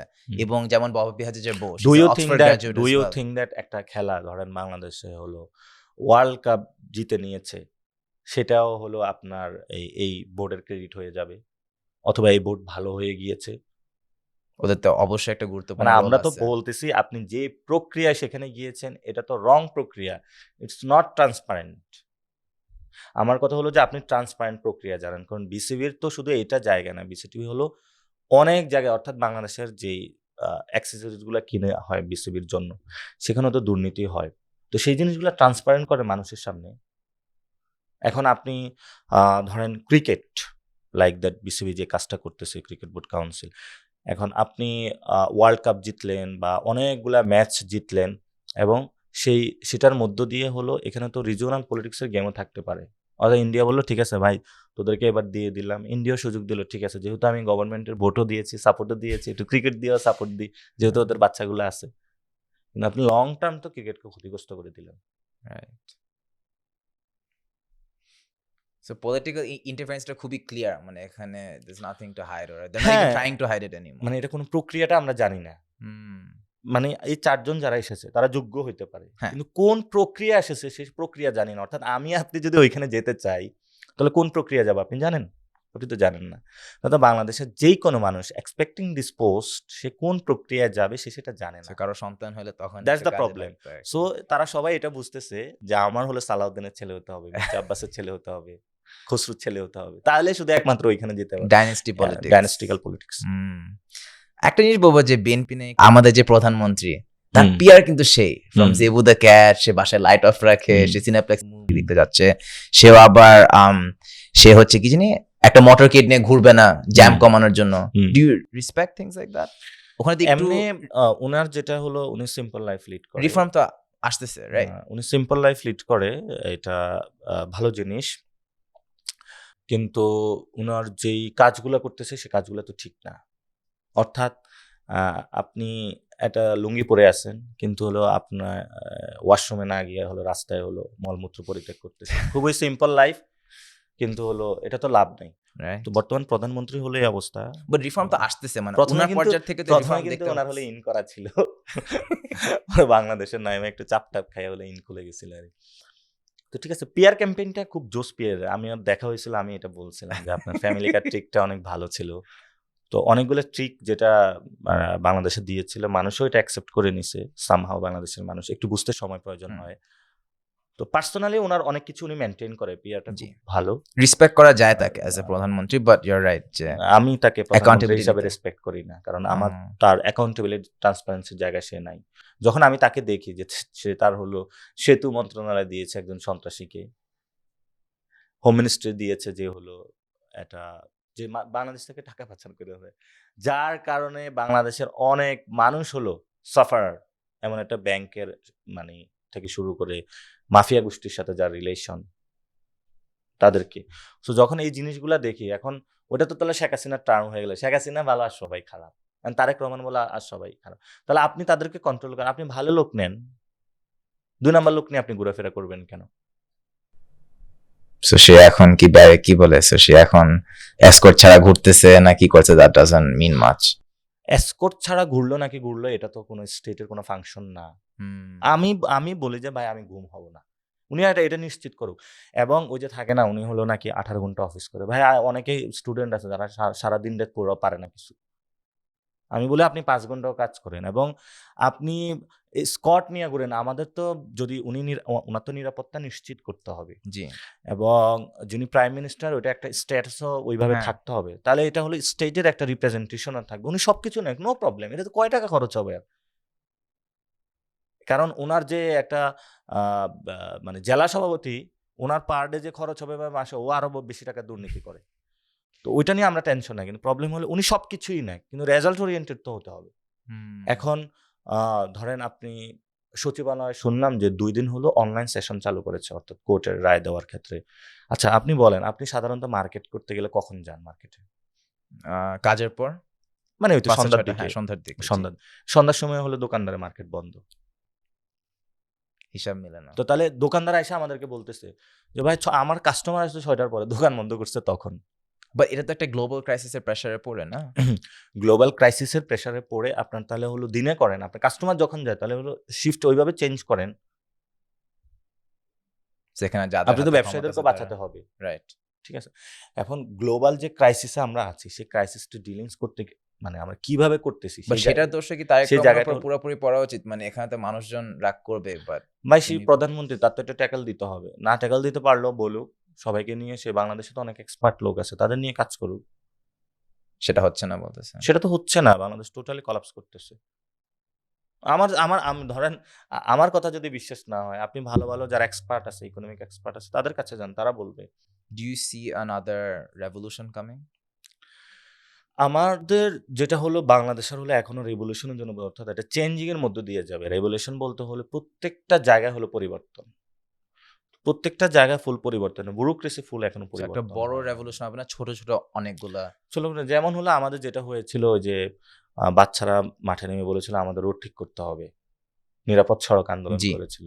তারপরে 18 হলো সালে। প্রাইভেট ইউনিভার্সিটির ব্যাট ছিল, সেটার বিরুদ্ধে আন্দোলন হয়েছিল। তারপরে হলো মেরিটোক্রেসি নিয়ে আন্দোলন হয়েছিল। তারপরে অথরিটেরিয়ান যে গভর্নমেন্ট, সেটার বিরুদ্ধে আন্দোলন হয়েছিল। তো ছোট ছোট ফেস করে একটা পর্যায়ে যাব যেখানে আমরা একটা নতুন বাংলাদেশ দেখতে পারবো।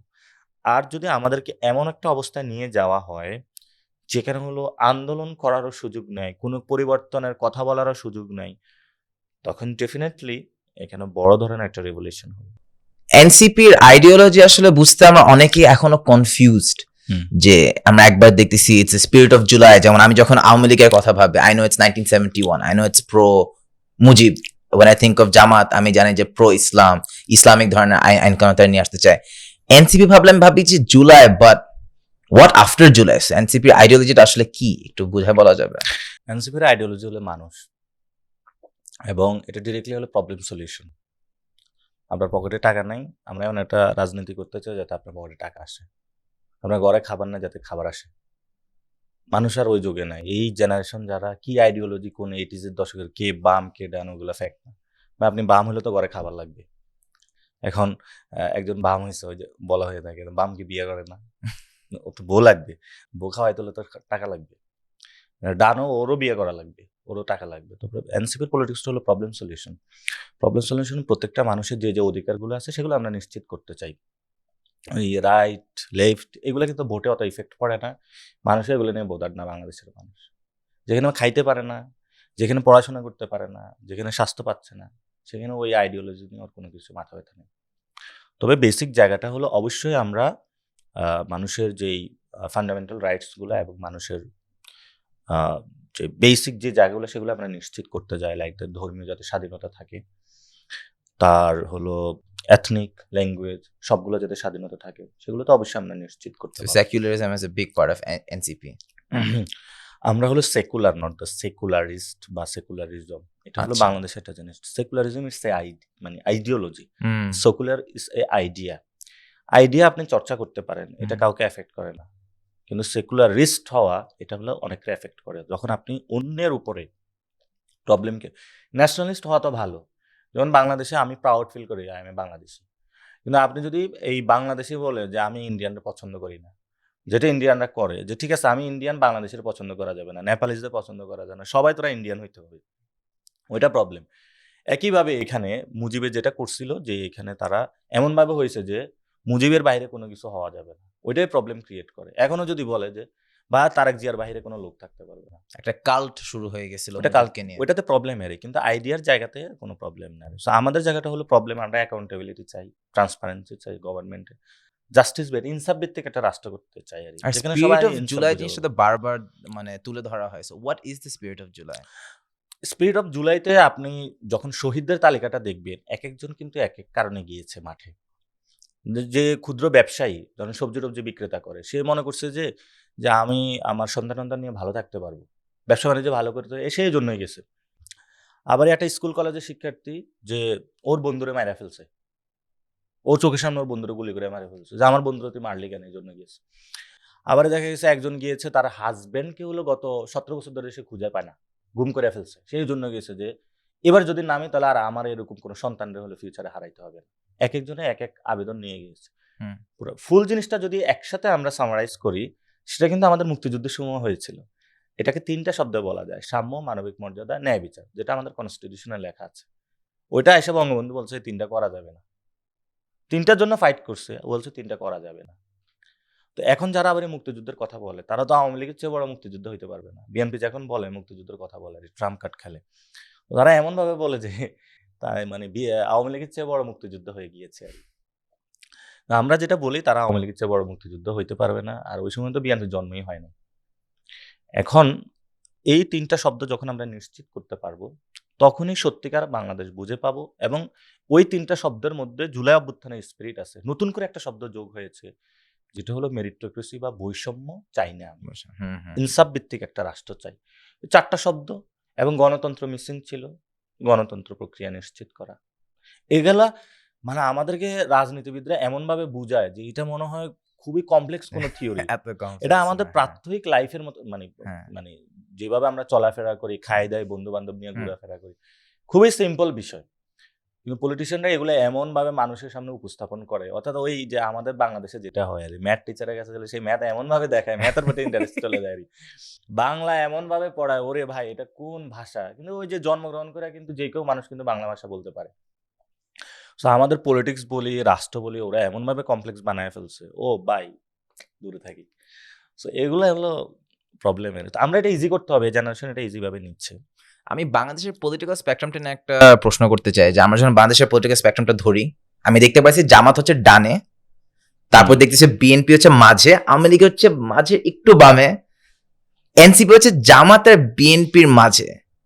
তাহলে আওয়ামী লীগের যে ভোটার বেসটা 30-40% যে আওয়ামী লীগের ভোটার বেসটা বলা হয়, তাদেরকে আপনারা কিভাবে ক্যাপচার করবেন? ধরেন আপনি যে বক্সটার কথা বলেছিলেন, আমরা এই বক্সের মধ্যেই নেই। আপনি বিশ্বাস করেন স্পেকট্রামটা? স্পেকট্রাম হলো এটা একটা বানানোর স্পেকট্রাম। আমি বলি যদি এইভাবে কোনো কিছু এক্সিস্ট করে না।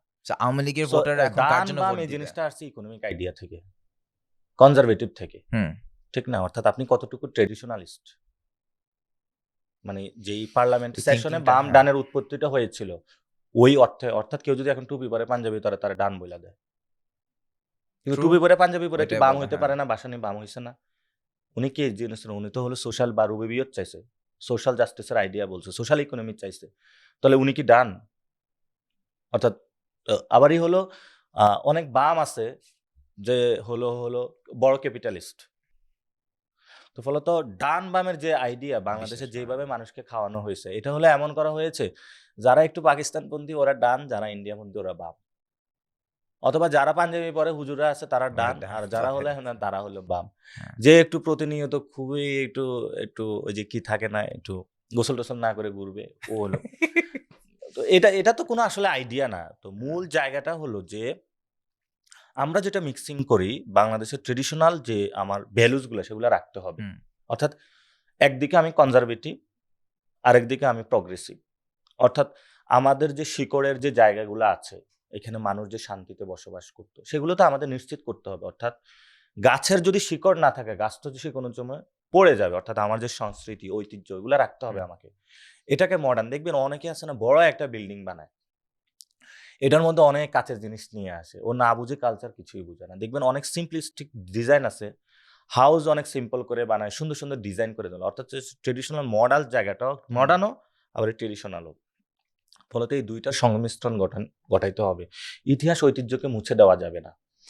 তো সেই জায়গাতে আমরা দুইটা জিনিসকে মিক্সার করতেছি। আমরা একদিকে হলো কনজারভেটিভ, আবার হলো প্রগ্রেসিভ।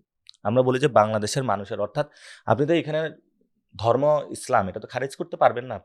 আপনি সবাই বলতে পারবেন যে সবাই ধর্ম বাদ দিয়ে দাও, সে ধর্মীয় যে ভ্যালুস গুলো সেগুলো তো আমাকে শ্রদ্ধা সম্মান করতে হবে। অবশ্যই, হ্যাঁ। আবার হলো আপনার যারা ধরেন আমার ধর্মীয় ভ্যালুস আছে, আমার হলো পকেটে টাকা নাই, পেটে খাবার নাই, সেটাও তো আমি মানবো না। ফলত ইকোনমিক জায়গা থেকেও তার লিবারেশনে কাজ করতে হবে আমাকে। তো আমাদের ইকোনমিক আইডিয়া থেকে যদি কেউ লেফট অথবা রাইট এই আলাপটা কেউ দেয় না, এটা হলো ধর্মীয়গত জায়গা থেকে। এই জন্য আমরা ওই বক্সে যাইতে চাই। ওইটাতে যেতে যাচ্ছে না। বা ধরেন এখন কয়েকদিন আগে নাহিদ ভাই অ্যানাউন্স করলো যে এনসিপি হচ্ছে ছাত্রলীগের মেম্বার গুলোকেও ওয়েলকাম করবে, তারা যদি কোনো সন্ত্রাসী বা কোনো ক্রিমিনাল অ্যাক্টিভিটিতে না জড়িত থাকে। এই সিদ্ধান্তের সাথে কি আপনি একমত? মোটা দাগে আমি একমত না। কেন একমত না?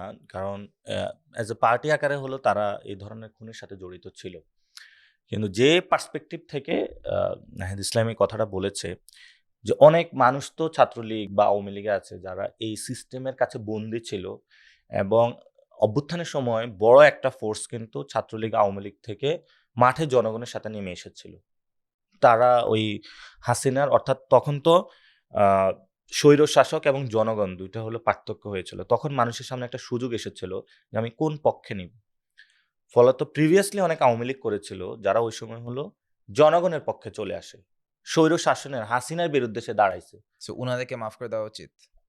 তো ওনাদের জায়গাটা থেকে ওনারা যদি ওই আদর্শ, অর্থাৎ ফেসিস্ট আইডিয়া যদি মনে প্রাণে পরিত্যাগ করে সেই জায়গা থেকে আসে, তাদেরকে ওয়েলকাম। অর্থাৎ আমরা যে নতুন বাংলাদেশটা স্বপ্ন দেখি, যে নতুনভাবে মুভ ফরওয়ার্ড করতেছি, সেখানে যারাই বাংলাদেশের নতুন পরিবর্তনের জায়গা দেখে, যাদের রিমোর্স ফিল হয় যে ওই সময় যে হত্যাটা হয়েছিল, যারা শহীদদের আকাঙ্ক্ষা ধারণ করে, আহতদের আকাঙ্ক্ষা ধারণ করে, মুক্তিযুদ্ধের শহীদদের আকাঙ্ক্ষা ধারণ করে, তাদেরকে নিয়ে তো চলতে আমাদের প্রবলেম নেই, এই পার্সপেক্টিভ থেকে বলেছিল। কিন্তু হরে ধরে যে ঠিক আছে আওয়ামী লীগ আসছে, ছাত্রলীগ, সে আগে হলো তার সাইনবোর্ডে লেখা ছিল ছাত্রলীগ, এখন সাইনবোর্ডে বিএনপি এনসিপি লাগাই দিব, এই অর্থে না। So, আপনি বিশ্বাস করেন যে আওয়ামী লীগ আস্তে আস্তে তাদেরকে রিহ্যাবিলিটেট করতে হবে? আমি বলবো যে আওয়ামী লীগ সাপোর্ট যারা করেছে, অনেক মানুষ আছে যে মানুষগুলো অনেক ভালো, এবং আওয়ামী লীগের ফেসিজমের বাংলাদেশের অর্ধেক মানুষ তো আওয়ামী লীগ বানায় ফেলছিল ওই সময়। মানে তার সে আওয়ামী লীগ না করলে হলে উঠা যায় না, ছাত্রলীগ না করলে। এখন ঢাকা ভার্সিটিতে যে স্টুডেন্টরা ভর্তি হয়, মোস্ট অফ দ্য কেসেস অধিকাংশ স্টুডেন্ট হলো হলে উঠে। তো সেই মানুষগুলো সবাই কি ছাত্রলীগ করছে? কারণ আমিও তো হলে ছিলাম, আমি তো কখনো ছাত্রলীগ করি নাই। হ্যাঁ, তো এই পার্সপেক্টিভ থেকে কথা বলেছে। কিন্তু আমি মনে করি যে ট্রুথ অ্যান্ড রিকনসিলিয়েশন প্রসেসে যাওয়া উচিত, অর্থাৎ আওয়ামী লীগের দল হিসেবে তাকে বিচার করা উচিত, এবং তাকে যদি এনসিপিতে নিতে হয়, আমি তাকে আওয়ামী লীগ এক্স পরিচয় এই হিসাবে না, he is a citizen of Bangladesh, তার ভ্যালুসগুলো যদি এটার সাথে মিলে, দেন হি জয়েন করতে পারে এখানে। আপনি কি অর্থাৎ এটা আমাদের বাংলাদেশে প্রবলেম হয়, ঠিক আছে অমুক বিএনপি লিডার জয়েন করতেছে অমুক, এটা না। বিষয়টা হলো আমরা বাংলাদেশের একটা নতুন প্রক্রিয়া যাচ্ছি, এই প্রক্রিয়ায় এই ভ্যালুসগুলো আছে, এবং আপনি যদি কোনো অপরাধী না হয়ে থাকেন, এই ভ্যালুসগুলো যদি মানেন, এই আকাঙ্ক্ষাটা যদি ধারণ করেন, যে কোনো সিটিজেনকে 18 বছর যদি বয়স হয়, কোনো অফেন্সিভ অ্যাক্টিভিটির সাথে জড়িত না হয়, তাহলে সেটাতে বলবো। সে তো জেলে নাই এখন, যে জেলে নাই, কোনো অফেন্সের সাথে যুক্ত হয় নাই, জাস্টিস এখনো পায় না, so why will be rehabilitate them? Justice তো আমরা পাই না, এই জন্য তো আমি বলি দল হিসাবে আওয়ামী লীগের বিচার করতে হবে, নট অনলি শুধু শেখ হাসিনা। দল তো তখন সাপোর্ট দিচ্ছে, সো ওইটা শেষ অথবা হওয়ার পর তারপর উই ক্যান স্টার্ট। তারপরে হলো তার এটা করতে হবে। বাংলাদেশে যদি আমরা ঐতিহাসিকভাবে চিন্তা করে দেখি, আওয়ামী লীগ হচ্ছে সবচেয়ে বড় দল অলংসাইড বিএনপি। সো এখন উনাদের যে আমরা তো ডিনাই করতে পারবো না যে আওয়ামী লীগের এখন পর্যন্ত এখন ওই 20, 30, 40% ভোটার বেসটা আছে। সো তারা এখন কার জন্য ভোট দিবে, বা তাদেরকে আপনারা কিভাবে আবার পলিটিক্যাল থিয়েটারে রিহ্যাবিলিটেট করে নিয়ে আসতে চান, ভোটার যারা আছে? আমি মনে করি যে বাংলাদেশে আওয়ামী লীগের এখন 10-15% আছে আর কি। ওই এটা নেই, কারণ এটা নেই, এটা কারণ তাদের একটা ইকোনমি ছিল, অনেক এটার সাথে অ্যাটাচমেন্ট ছিল, সেটা চলে গিয়েছে। তারপরে হলো মানুষ একটা সুযোগ খুঁজতেছিল এটা থেকে বের হওয়ার জন্য, অথবা তাদের মুক্তিযুদ্ধের যে ব্যবসা যেটা করেছিল সেটা নিয়ে মানুষের হলো চোখের সামনে দরজা উন্মুক্ত হয়েছে, যে তারা তো এটা ভণ্ডামি করেছে। তো এগুলো তো মানুষের সামনে ওপেন হয়ে গিয়েছে, এবং তারা তো স্টুডেন্টদেরকে এভাবে করে মেরে ফেলা, হত্যাকাণ্ডে জড়িত হওয়া, হ্যাঁ, এটার থেকে ফেরত তো আসা এগুলার আসলে। কারণে দেখা গেছে যে মানুষের মধ্যে রিয়েলাইজেশন আসছে, যে তো ফলত অনেক তো তাদের ভোট ব্যাংক বাট বাংলাদেশের মানুষ খুব তাড়াতাড়ি ভুলে যায়, এটা তো ডিনাই করার।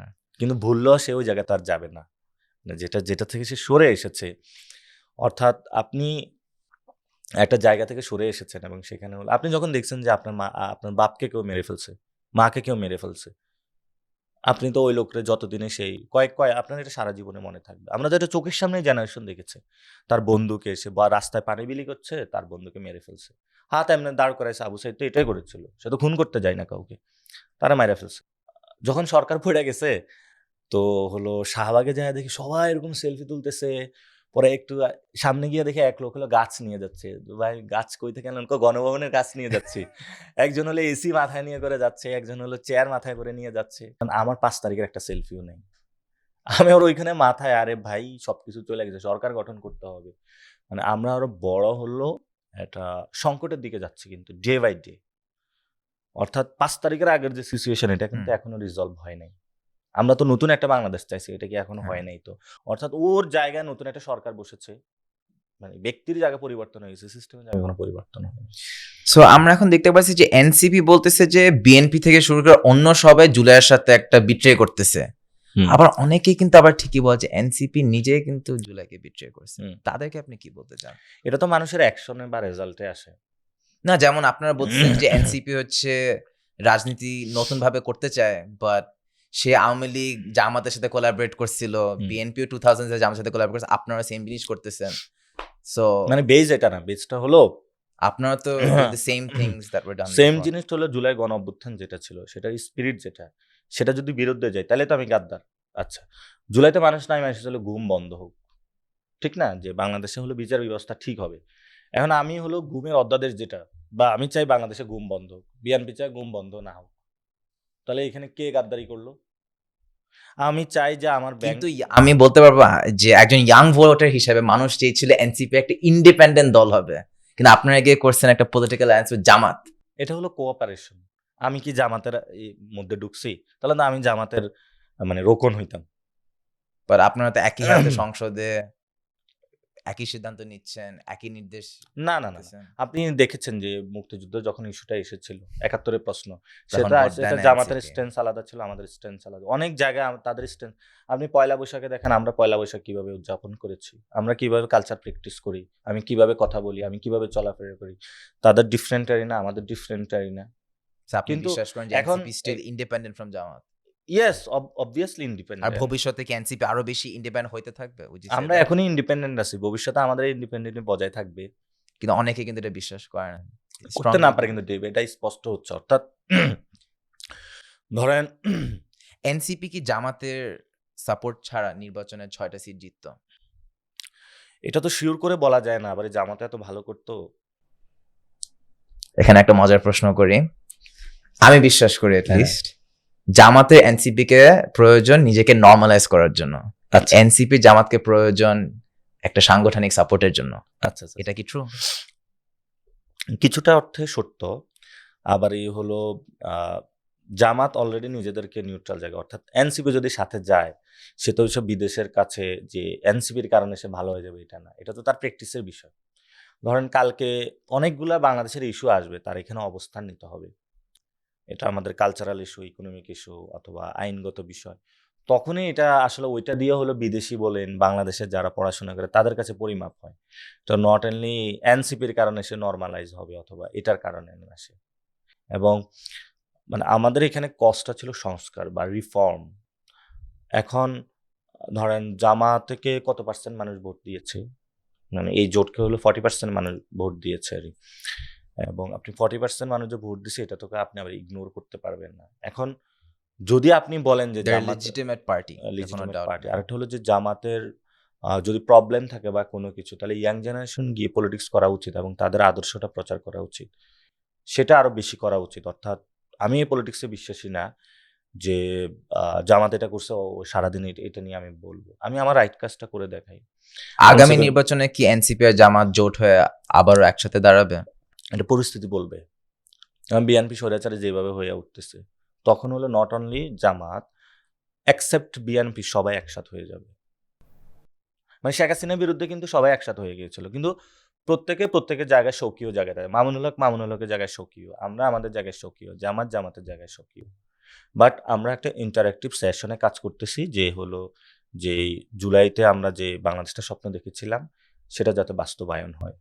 অপোজিশন হিসেবে আপনি কি জামাতকে যথেষ্ট সম্মান দিবেন, or do you think like Jamaat একটু, কারণ আমি জামাতের কাছ থেকে ওই স্ট্রং অপোজিশনটা পাচ্ছি না। অপোজিশনের জায়গা থেকে পার্লামেন্টারি, মানে আমরা যারা বাহিরে আছি, আমি তো পার্লামেন্টে যাই না, ভিতরের অবস্থা জানি না, তবে আমরা এটাতে হতাশার জায়গায় বলতে পারেন। তারা কি কথা বলে না, অর্থাৎ আমাদের দুইটা প্রবলেম এসেছে। এক জায়গায় হলো এনসিপির এরা কিছু কথাবার্তা বলে, পার্লামেন্টে প্রধানমন্ত্রীর কথা বলে না, এনসিপির ওই বিরোধী দলের 6 জন, কথা বলে না। এই 6 জন মানে পার্লামেন্টে মনে হয় বাঘের মতো, তারাই চিল্লাচিল্লি করতেছে, হ্যাঁ, তারাই চিল্লাচিল্লি এনার্জি করতেছে। টানছে, তারাই feel like the real opposition. হ্যাঁ, সো তবে জামাতের অনেক জামাতের কাছে যারা একটা ফিলিং আসে, they are just happy to be there. বলবো না জামাতের এমন হ্যাঁ। একটা ফেস যে তারা নিজেদেরকে নরমালাইজ করতে চেষ্টা করছে। জামাতের আবার একটা প্রবলেম হয়েছে, সেটা হলো তাদের যারা টপ লিডারশিপ, যারা এক্সপিরিয়েন্স ছিল, তাদেরকে কিন্তু মেরে ফেলছে। আপনি দেখেন যে এই পর্যন্ত হুম্মাম কাদেরের ভয়েসকে সংসদে শুনছেন? শুনেন নাই। উনি তো ধরেন বিএনপির একটা ইয়াং জেনারেশনের কাছে তো সবাই চিনে। আবার এই জায়গায় যদি তার বাপ থাকতো সালাউদ্দিন খান, সংসদ গরম করে ফেলতো না? দেখা গেছে কি আমাদের যারা বাংলাদেশের জন্য ডেডিকেটেড ছিল, এরকম অনেক লোকরে হলো মেরে ফেলছে, এবং যারা এক্সপিরিয়েন্স ছিল, এখন তো পার্লামেন্টে ওই ধরনের লোক সো নাই। জামাত তো যারা গেছে এরা হলো ওই যে ছোট বাচ্চাদেরকে কোথাও একটা বল রুমে ছাড়া দিলে যেরকম একটু দেখে চারপাশে, এরকম তো সবাই এরকম দেখতেছে।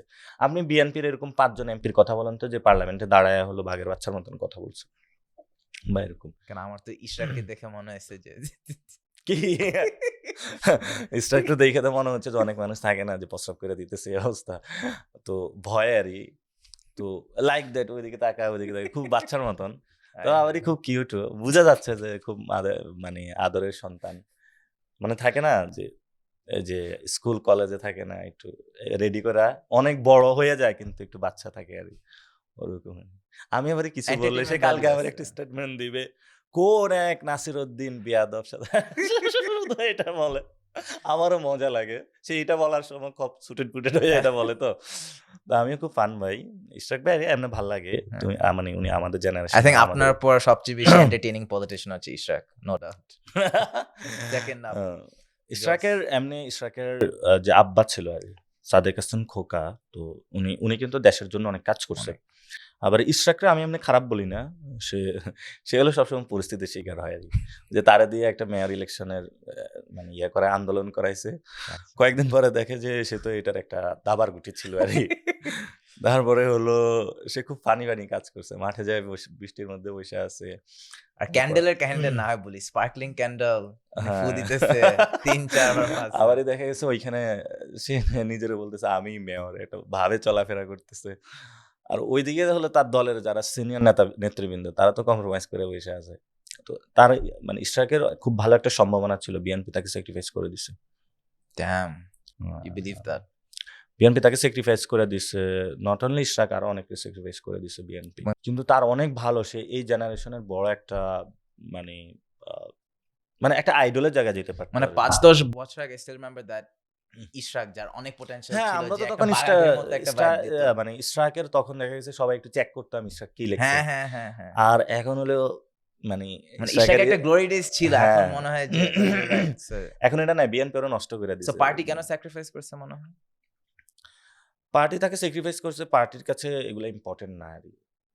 পার্টির হলো ওই যে থাকলে না, এটা তো পুরান BNP ধাঁচের রাজনীতি। মানে ধরেন ইশরাকের তো ধরেন ফেসবুক দেখতো, ধরেন বিএনপির পল্টন অফিসের সামনে অনেকে যায় হলো গুলির শিকার হয়েছে, আর ওইদিকে হলো গুলশান ওইদিকে ছিল হলো দুইজনে মেলামেশা করতেছে, তোর এত ভাগ আমার এত ভাগ, ঠিক আছে তুই ক্ষমতায় আসিস তো 70%, তুই নাই তো 30%, এগুলো তো হয়েছে। তো ওই হাজার হাজার লক্ষ লক্ষ মানুষকে হলো জীবনকে স্যাক্রিফাইস করা হয়েছে, নট অনলি পুরো বাংলাদেশের মানুষকে বোকা বানাইছে তারা। রাইট। আগামী 4 বছর আমরা আপনার থেকে কি কি দেখতে পাবো? How do you stay relevant, how do you create impact? আমি এখনো জানি না কি কি দেখতে পাইবেন, তো আশা করি যে আপনি দোয়া করেন যাতে ভালো কিছু দেখা যায়। এবং আপার হাউসে সংসদে কি চান্স আছে যদি এটা আদৌ হয়? আমার না ভাগ্যটা অনেক খারাপ আছে, সেটা হলো দেখা গেছে যে মানে আমার কথাবার্তা মুখ এভাবে চলে, মানে কোথাও আমার স্যুট করে না আর কি। এবং আমার মনে হচ্ছে যে এই পলিটিক্যাল যে এরিনাটা আছে এখানে এসে আমি বিপদে পড়ে গেছি, আমার চেয়ে যারা আছে তারা আরো বেশি বিপদে পড়ে গেছে। সো আমি জানি না কই যাব, তবে এটা ঠিক যে আমি জনগণের ভয়েসগুলো রেইজ করব, হয়তো এটা আপার হাউসে হইতে পারে, অথবা মানে আল্লাহ ভাগ্যে যেটা রেখে দিছে সেটাই হবে, সামনে কি হয় আমি জানি না। আমি এত চিন্তা ভাবনা করে কোনো কাজ করি না। আমি দিন আনি খুবই দিন খাই হ্যাঁ, situation। দিন খাই, এটা একটা বিষয়। আরেকটা হলো আমার কাছে আমি একটু চিল গাই। আমি এত মানে প্রেশার নিতে পারি না। আমার কাছে খুব সবকিছু খুব সিম্পল মনে হয় আরকি।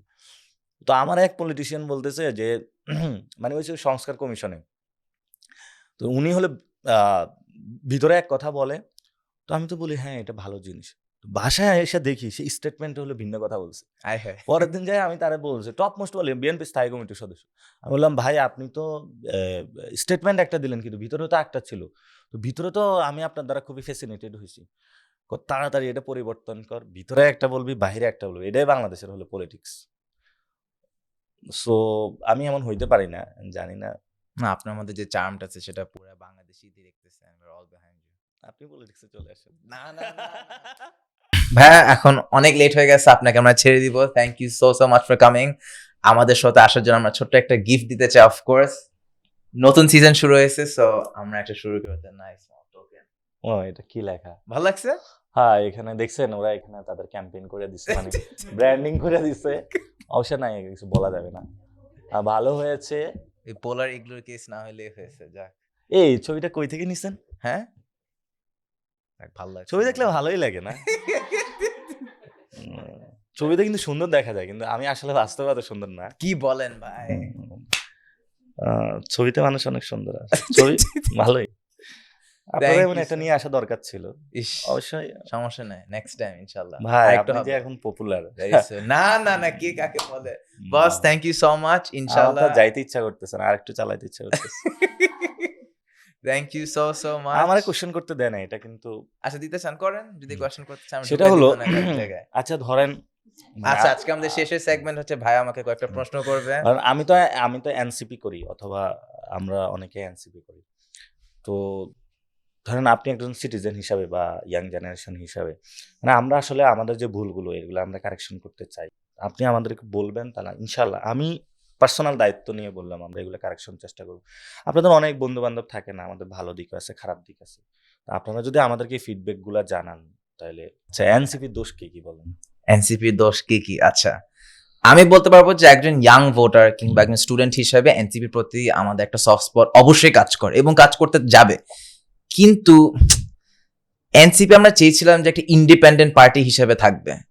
এখন আপনি বলতে পারেন যে জামাতের সাথে এটা হচ্ছে ইলেকট্রাল অ্যালায়েন্স, পলিটিক্যাল অ্যালায়েন্স না, কিন্তু আপনি ডিনাই করতে পারবেন যে it is an alliance.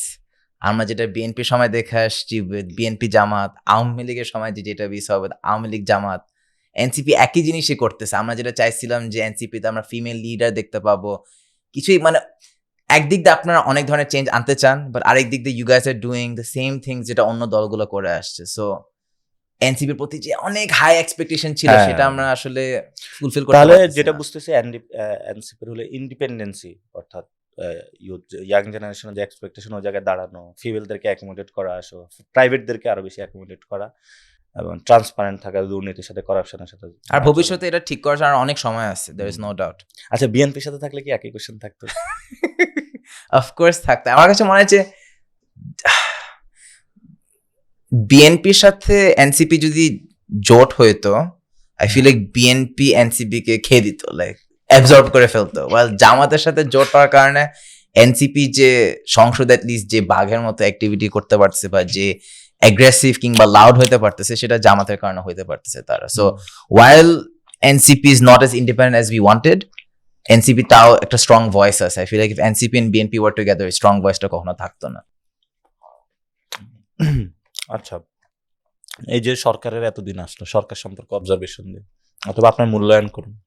Tarique রহমানকে কেন জানি ভাল লাগে, আই ডোন্ট নো ওয়াই। ওনার পিয়ার কি করে উনি তো কোনো কথাই বলে না, বাট ভাল লাগে ফর হোয়াট এভার রিজন। উনি মুভি দেখতে যাইতেছে বা উনি যে দ্য ক্যাট থেকে শুরু করে সিম্পল জিনিসগুলো ভাল লাগে।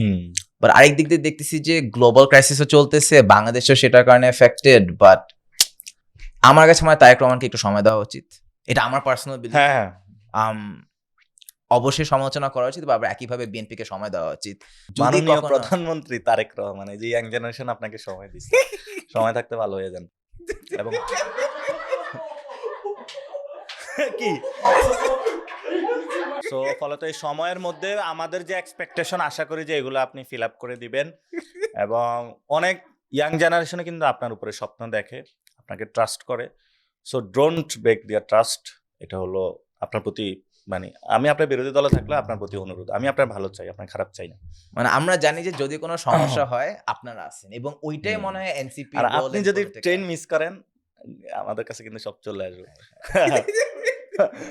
আচ্ছা নেক্সট এটা কয়দিন আগে কিন্তু ধরেন একজন অন্যতন উপদেষ্টা ছিল, এখন আবার এই তারেক রহমানকে আল্লাহ দায়িত্ব দিয়েছে।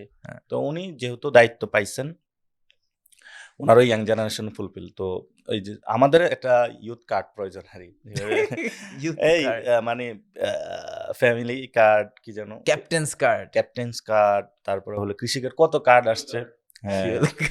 এটা হলো আমাদের একটা বেকার কার্ড প্রয়োজন, যাদের চাকরি নাই ওদেরকে একটা বেকার কার্ড করে দিই। আচ্ছা ভাইয়া আসলে আমার চেয়ে অনেক বেটার হোস্ট, ভাই আমাকে কি বিয়ে করেন। ওই যে আর বিরোধী পডকাস্টটা ভালো, টিভি চ্যানেলের যে টক শো গুলা হয়, বা আমি বুঝি না, 2-3টা লোক বৈশা বক বক করতে থাকে, একটারে গালাগালি দিতে থাকে, কি যে কালচারের মধ্যে আমি বিরক্ত হয়ে ওইখানে যাইতে পারি না। আমার আর কোনো টক শোতে আবার টাকবে না, তবে হ্যাঁ অবশ্যই যাবো আপনাদের কোনো টক শোতে 1-to-1 হলে যাবো। ওকে বস, আজকের এক্সপেরিয়েন্সটা আপনার কেমন লাগলো? প্রথমবারের মতো, নট দ্য লাস্ট টাইম। আজকে আমি দেখলাম, মানে আমি সবসময় দেখতাম আপনাকে মানে পডকাস্টে খুবই চিল গায়, আজকে খুবই প্রেসারে। পরে একটা প্রেসারে থাকবো না, এটার কারণে না, আজকে হয়তো বা হ্যালো টেলো হয় না, কথাবার্তা হয় না, মন খারাপের জন্য। কি এজন্য আসলে সত্যটা কি, মানে এই পডকাস্টের আরেকটা হলো মনে হয় এপিসোড 70 মুখোমুখি।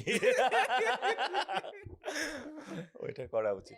যাক, আজকের এপিসোডটা ফাটাফাটি ছিল। থ্যাংক ইউ সো মাচ ভাই। হোপফুলি আপনারা যারা যারা দেখতেছেন সবাই অনেক বেশি এনজয় করছেন। যদি আজকের এপিসোডটা এনজয় করে থাকেন অবশ্যই সাবস্ক্রাইব করবেন। Thank you so much for watching and please support us. Support ভাই, আমরা অবশ্যই একসাথে থাকবো এবং ভবিষ্যতে আর অনেক ভালো একটা বাংলাদেশ দেখতে পারবো। Thank you so much. আমিও তো বলবো,